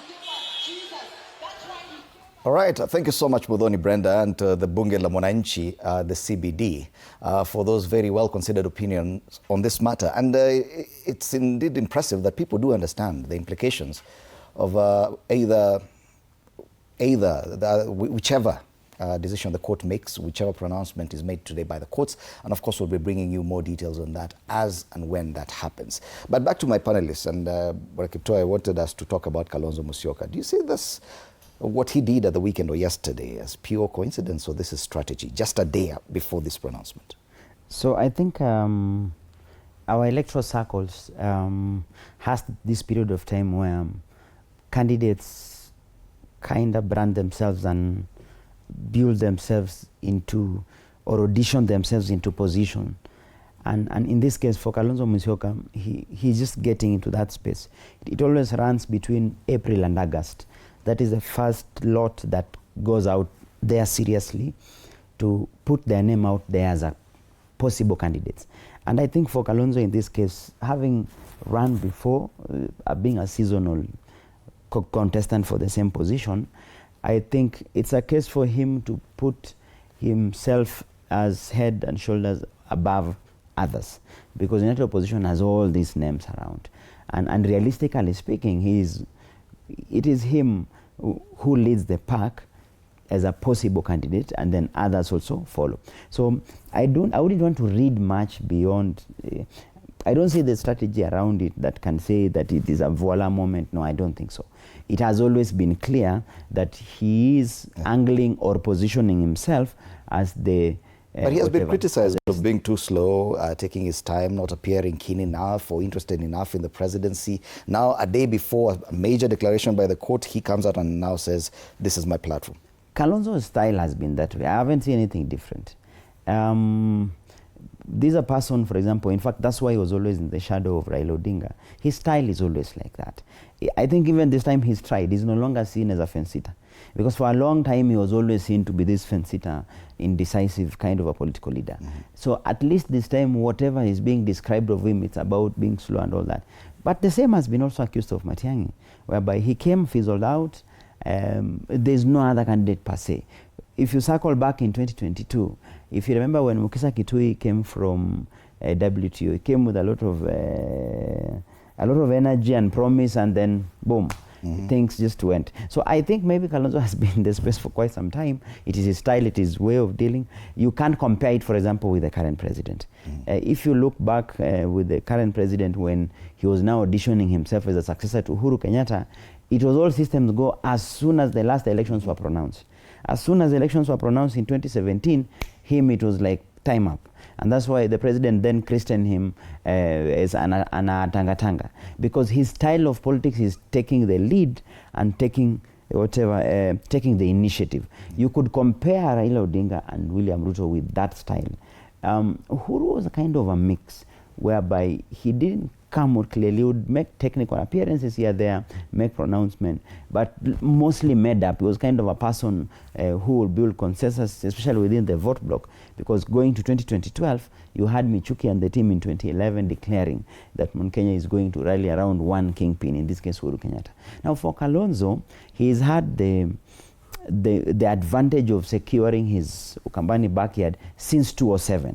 That one has not been in doubt. At least he's been successful in doing that. Number two, for the last 3 electoral circles, he's been consistently seen as the number 2 in waiting, or in this case, the running mate for Raila, except for the last election where now there was a switch to Martha Karua. So because of that, you have his style being a laid-back kind of a thing, which I think for it to work for him, my 2 cents would be if he is a product of a coalition, if he is a product of consensus.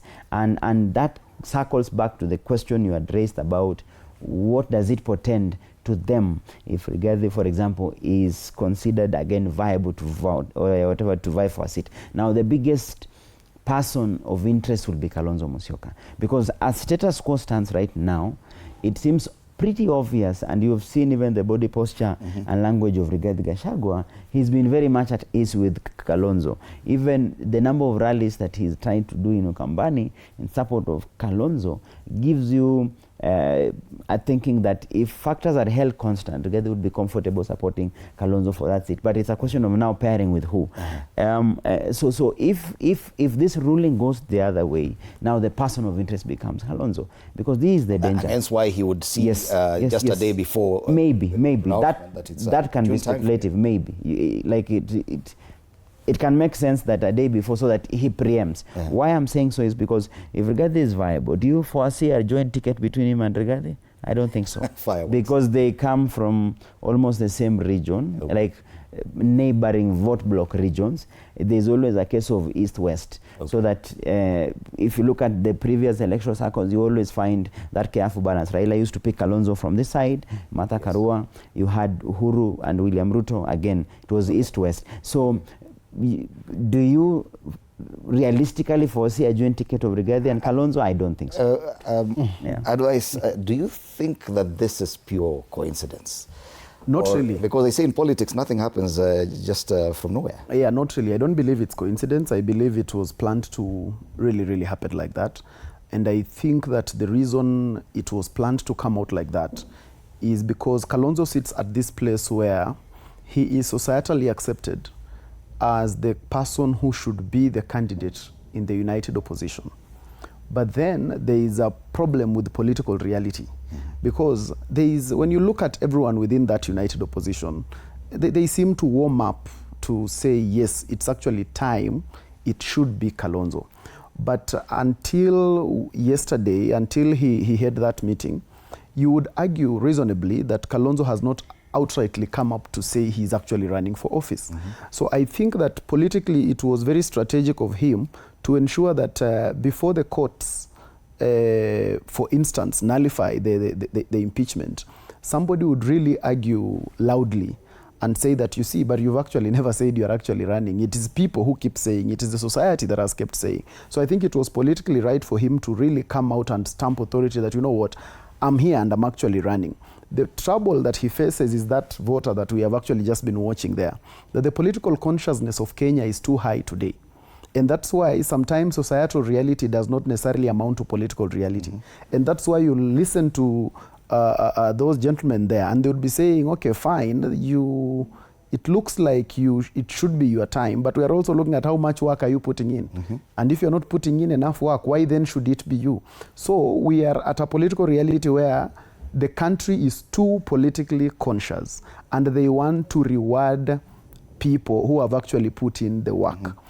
Previously, I doubt, Fred, that the country would be so interested in court cases. Previously, I doubt people would even be aware that there is actually an impeachment court case happening somewhere in Nairobi. But today, you look at our political reality, and people in the villages are awake. People are awake as early as that time that we are here, and they are saying we are keen to see what happens at the court. Now, that political consciousness is something that I think Kalonzo has not come to terms with. He is still operating using the manual that he used in the 90s and early 2000s, where people would just reward you for qualification. The reluctant candidate. Yeah, the reluctant candidate, that you are qualified. When we look at the age bracket of the people that we have today, you are the oldest, therefore you are the most experienced, so let us try you. The voter today is not looking at that. The voter today is looking at, and even the ones who are not necessarily in the united opposition, they are looking at the amount of work Rigathi Gachagua has put in, and some of them are saying, wait, I don't really believe in the guy, but this guy has really worked for it. It looks like he actually wants it. They are looking at the hunger level that is in him. You look at President William Ruto when we were coming to the 2022 election, and one of his biggest advantages at that election was the fact that many of the people would say, he has been consistent. Yes. He told us very early that he actually wants to be president, and he's been working towards it. We can be able to see intention in him, and we can be able to see that he has put in the work. Today's voter does not just want to reward you for your age, and because you... Or hairstyle, for that matter. That is the opinion of that gentleman. I don't know about hairstyle. Interesting. Gachagua roho mkononi, ndio habari kuu kwenye ukurasa wa mbele wa gazeti la Taifa Leo. Anasema mahakama kuamua leo iwapo aliyekuwa naibu wa rais aling'olewa mamlakani kwa njia halali au la. Yeah? That's the question we're asking today. What happens next? depending on how the court pronounces itself. Okay, fine, we'll say fine, they will proceed to the Court of Appeal, whoever wins, or even to the Supreme Court, but there still will be implications. Even in as far as perceptions are concerned, one court pronouncement, whether challenged or not, will definitely give a lead or direction in one way or the other. Gachagua roho mkononi, ndio habari kuu kwenye ukurasa wa mbele. We have about 10 minutes or so where we could spend talking about something else that is seriously of importance, and that's what's happening in our schools. Yeah. So we move from politics and talk about this. The Daily Nation has that as a main story. Security chiefs meet over schools crisis. So education officials have vowed schools will not close early for midterm break. But the meeting, members of the National Security Advisory Committee, NSAC, which advises the National Security Council, a top organ chaired by the president, convene on the back of rising tension in schools. They are convening today. Many people are arguing that it is time the ministry considers allowing the students and learners to go on an early midterm break. But the ministry is reluctant to do that. Do you think that this security committee, that now this issue has gone to the level of a national security issue, and that decision should not be left to the Ministry of Education officials? Sure. I think the unrest in our schools is an issue of concern to Kenyans because these cases are increasing day by day. Like now today I woke up, got a parent saying he has been requested to go and pick a child because the school is planning to go on strike or to riot. There are a few issues, and I tend to believe it's deeper than even making a securing decision on whether to close the schools or not to close the school. But we need to ask ourselves as a nation, what is causing this unrest in our schools? Because it's happening both in boys' schools and also in girls' schools. It is also happening in the schools that we never expected riots to take place in our national schools that we regard with the high esteem. And these cases now escalating, the numbers are escalating. And one of the issues that I suggest, even this security committee as it meets to discuss is on one, to do a security audit of our schools. This will help in the case the instances of fire coming to the dormitories or even rioting. Do we have evacuation measures? Do we have safety houses where these children that are being followed by the colleagues, students, where they can be secure and safe? That is one. We need to carry out an audit of our schools, like the case that happened in Gilgil. If there were maybe evacuation measures, if there were maybe measures to detect the unrest or the planning of this. So it's deeper than looking at it superficially. Number two, I tend to think parents have also relaxed because it's like parents have left the issues of bringing up the children to the schools. And when the children come back home, parents have got less time with the children. I think this high time now as a parent, we need to wake up and also walk with our children, both when they are away from school and also we follow them up when they're in school. Because if parents are talking to their students and doing counseling to them, guiding them, talking to them about the risk, the ramification effect of going to strike, then some of these instances may be not or may not be happening. Like now, the student that touched, because we saw it. I know it's a case in court, but we saw the student touching the dormitory. If these 9 students, probably their parents at time to also talk to them, guide them, lead them in their adulthood.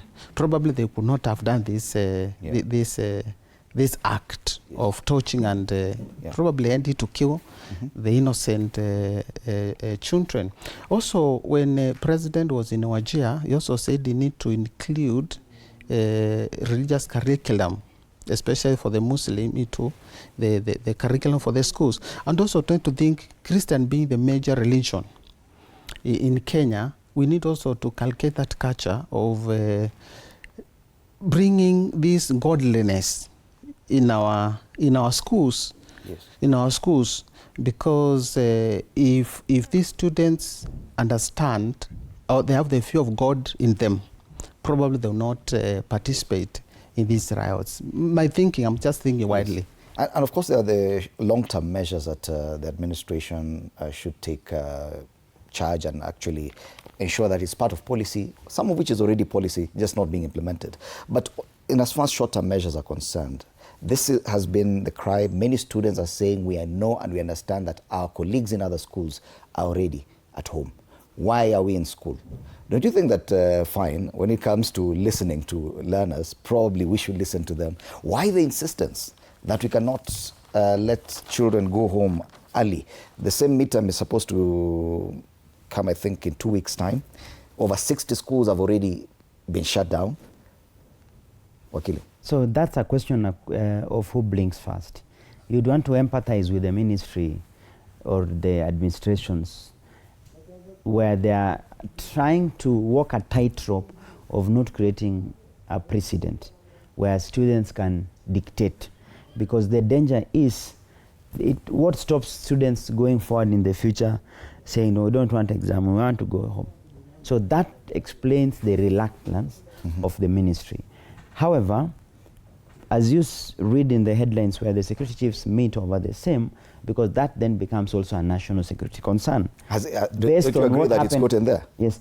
Based on what happened in Utumishi, I think it is not lost in the minds and of the security chiefs to consider what are the ways of de-escalating. And that's where now your question comes into focus. Can it be a possible consideration that you pull forward or you bring forward the anticipated half-term break, not because the students have demanded, but out of consideration of de-escalating? Can that be a consideration? Maybe. So that's what I'm saying. It's more of a balance of who blinks first. The students insisting, and you know the problem with such thing, it has always happened from a point of a torpedo effect. One happens, etc. Where I disagree with him is that the expectation that there are some schools that are not expected to riot. I'm happy that for once the discussion is extremely balanced in the sense that even for the, thank you, that is good, because that tells you the problem is systemic. Because at first the problem was always read from a very narrow point of view that no, this can only be extra county schools or county schools and what have you. It was like there are some schools that are cut above that, and judging by the nature of their performances and all that, you wouldn't expect them.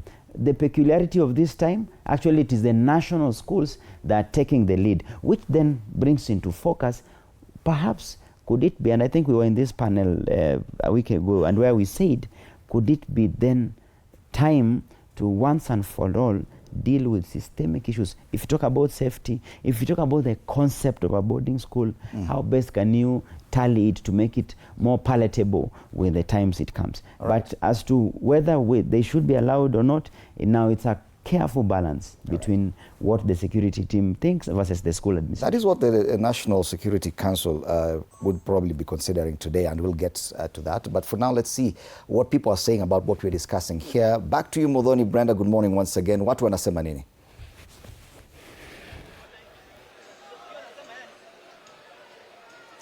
A very good morning to you once again, Fred Indimuli, and I am still standing right here at Bunge la Mwananchi, where conversations surrounding pressing issues in the country are ongoing.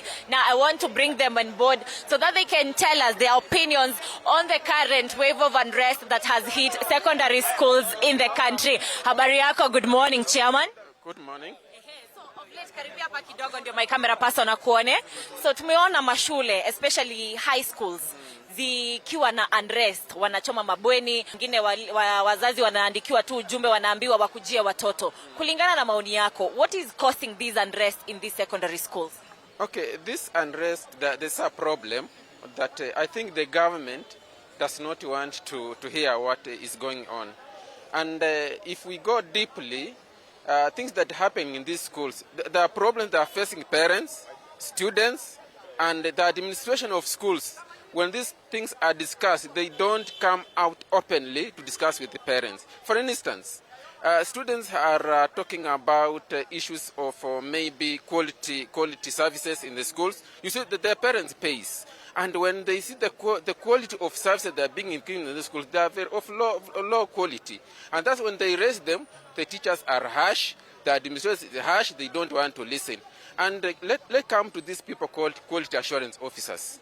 When they go to these schools, they do not come out and bring the actual problem on the ground. And I can say they are corrupt. Because when they go there, they get the problems, but they are compromised. They don't bring to the ministry as it is. And the top officials of the ministries, they're also sleeping on the job. They should come out, go on the ground and see what's happening in schools. So parents wamefinyika, especially kwa upande wa malipo.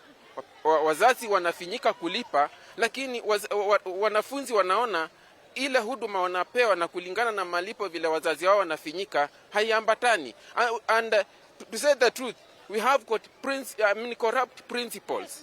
They just come up one morning, they say today tunaongeza school fees hii na hii, lakini wamechora mchoro kwamba wanataka. I'll give you an example. There's a school whereby I had a principal just wakes up in the morning and say they're charging students and parents per student 3,000 shillings for branding exercise books. Branding exercise books. You have 4,000 students. You have 3,000 shillings. That's how much? Around how much? That's a lot of millions. And when parents, they talk, they're suppressed. They don't want to hear them. So it's about breakdown in communication. Breakdown in communication and transparency and corruption. All right. Asante sana. Na maoni yako je baba? Habari yako, good morning. Wewe hauna mtoto? DCP. Wacha tusikie ya huyo. Habari yako, good morning. Karibia hapa tukusikie. Sasa tuliona ministry ikisema kwamba, songa hivi kidogo. Tuliona ministry ikisema kwamba mitihani hii ya mock examinations ndio inafanya watoto wanaogopa examinations, wanasema hatutaki kufanya mocks, wacha twende nyumbani. So the ministry has banned these mock examinations. Do you think this will work? No, it will not work because there are a number of factors contributing to the unrest in schools. One of which is academic pressure. So removing mock or banning mock in a way is going to ease pressure, but you have not addressed the real issue. The real issue in schools is a lack of discipline in students. But let me ask you a question, madam. How many parents go to school to discuss with the teachers about their students in terms of discipline, in terms of areas of competence? I think we need to look at a new approach of education as a whole, as a society, because it is a number of factors. There are environmental factors, there are peer pressure, there are social pressures. So we need to reevaluate how we conduct our education system in the country. All right, asante sana. And in Ndimuli here at Bunge la Mwananchi, all professions zinakuanga represented. Hapa tuko naye mwalimu. Habari yako teacher? Good. Mbona watoto wanaandamana wanaenda nyumbani? Mbona wanagoma? I think, one, the government has to be very sincere. Because when you are saying that you have banned mock exam because it's what is causing the students to create this crisis we are having, the government is wrong. After all, we have always been having exams every other time. There's no difference from the exams we normally have and the exams we normally have in mock. So they are running away from the real issue without addressing it. I want to give you 3 issues. One of the issues is pressure on the learners. And I think the government should be very committed on making sure that the issue of parents paying motivation is done away with. Because when the parents pay this money, there's a lot of pressure on learners. Having lessons very early in the morning, they normally have the ordinary lessons, they have lessons in the evening, and they have lessons at night. This is the same learner who needs time to rest. So there is a lot of pressure on the learners. Number 2, when you look at the Education Act of 2013, we removed corporal punishment. But when we remove corporal punishment, what are we supposed to substitute with? For me, from where I sit, and I want to be very sincere because I'm also a teacher, and I think guiding and counseling is not working in public schools. Let us not cheat ourselves. Let us call a spade a big spoon. There is no serious guiding and counseling in public schools which would actually be helping us to tame some of these issues which we are dealing with, we are talking about as far as discipline is concerned. The other issue, we talked about 100% transition for grade 10. You know, if the government is very serious and we know the number of learners has increased in school, the infrastructure has remained the same. Some principals are having a lot of pressure, and this pressure creates very many issues that learners are raising. Sometimes principals, their hands are very tight. Capitation is delayed to send. You have a big number of learners. They need to eat. The principals are forced to feed these children without satisfying the expectations. And when these issues pile, the learners are only waiting for a trigger. Once something happens, it ignites everything. So the government must also be very serious, because when you increase the number of learners in schools, you must also improve in terms of infrastructures. That is why you go to a school like we saw in Itumishi. Some learners are sleeping along the corridor. You go to other schools, the number in a classroom where they're supposed to be 50, they are 80. I mean, how do you expect, the learners to be comfortable? Finally, the issue of mental health. That is a very key issue amongst learners. And we must understand that as a country we went through COVID. Post-COVID, we are talking of a lot of anxiety among the learners, a lot of depression among the learners, the issue of social media, using the phones. Are we addressing the issue of mental health? I think it is high time we have a serious tripartite conversation, a conversation between parents and learners, or rather the government, learners, and stakeholders, so that we really get to the bottom of what is really ailing our schools. And when we come up with recommendations, the Ministry of Education must be willing to make sure that they follow to the letter. And they are implemented. That those recommendations are implemented so that we don't have a repeat of the same. Thank you so much. There you have it, Fred Indimuli. Back to you in studio. Thank you so much, Modoni Brenda and Asante Sana, for getting those comments. With regard to the unrest in schools, it is something that needs to be addressed. Over 70 schools have been shut down, and the main National Security Advisory Committee, NSAC, will be meeting today to try and see the kind of interventions that they may propose to the National Security Council, which is chaired by the President. One of them is to shut down or bring forward the midterm break, which is slated for later this month. With 70 schools plus already home, why not send everyone home? That's the main suggestion, even on the front page of the Daily Nation. Education officials have vowed schools will not close early for midterm break. Do you agree with that? Anyway, for my panelists, let's start with you, Patrick. Your final comments on this issue. Thank you, Fred. Let me say, like in Nairobi, because I'm a leader in the city council of Nairobi. By the way, I'm also aspiring governor come 2027.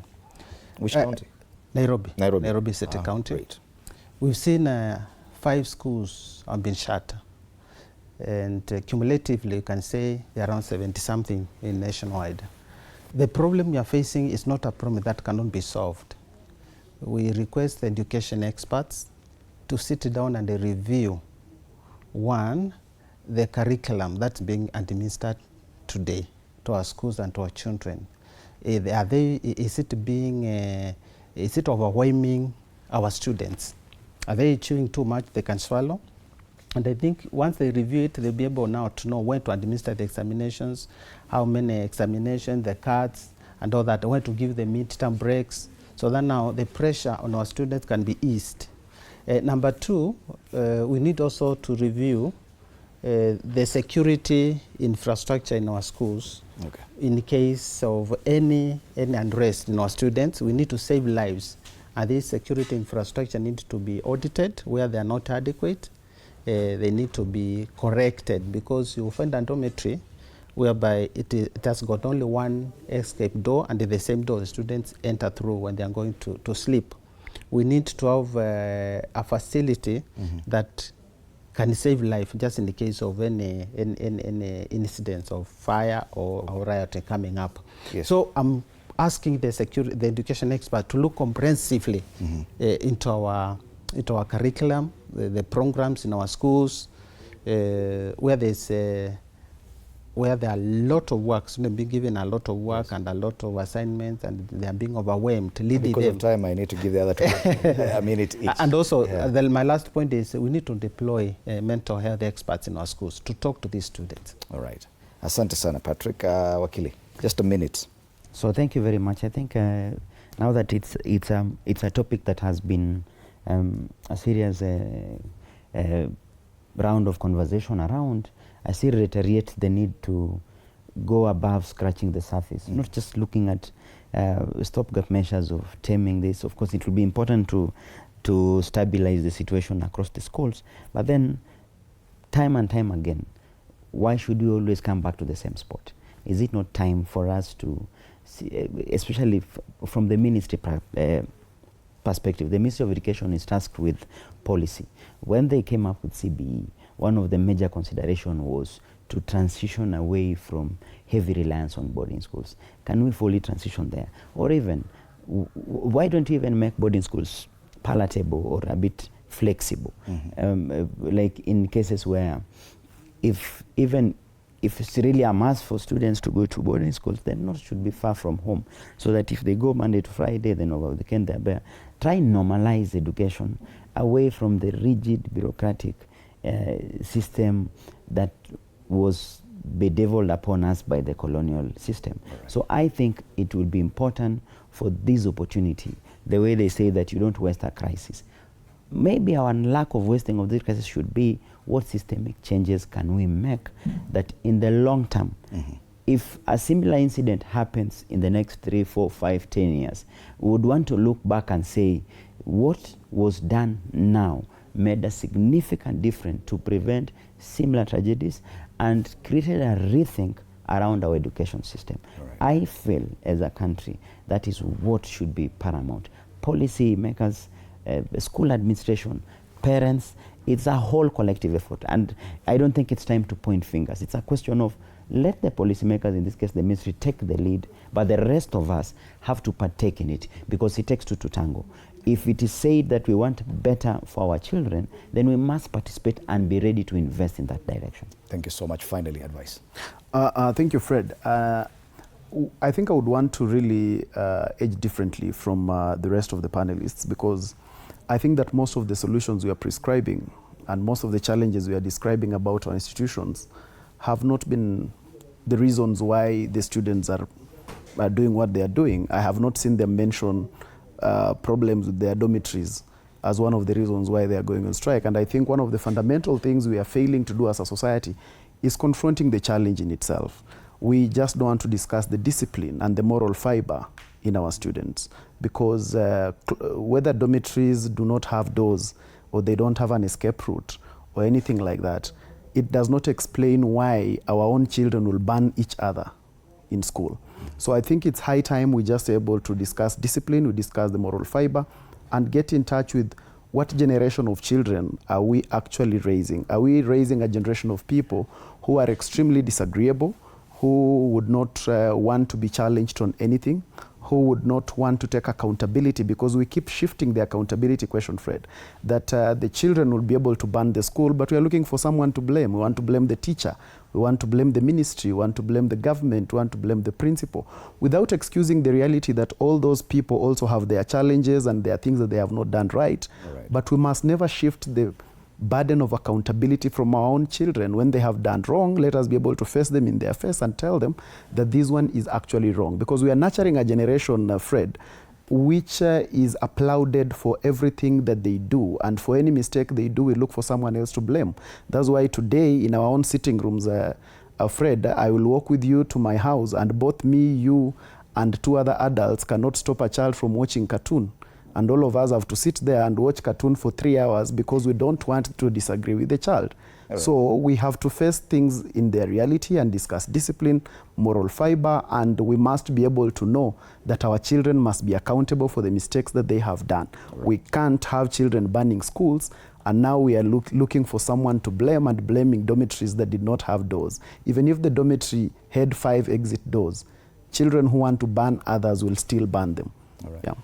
70 schools plus have been shut down, and the National Security Advisory Committee is meeting today to discuss this. Should they allow children to go home 2 weeks before the midterm break?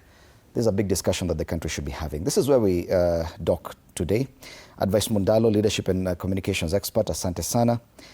Joshua Kipto, Advocate of the High Court, thank you so much. And Patrick Musili Mbangula, a Governance Expert and an aspirant for the Governor's seat of Nairobi. Sure. Thank you so much for your time at TV47. After the break, Monday Blitz, the World Cup 2026 kicks off later this week, on Thursday to be exact. And I'm sure that will be much of the talking points on the show after the break. My name is Fred Indimuli. Good morning.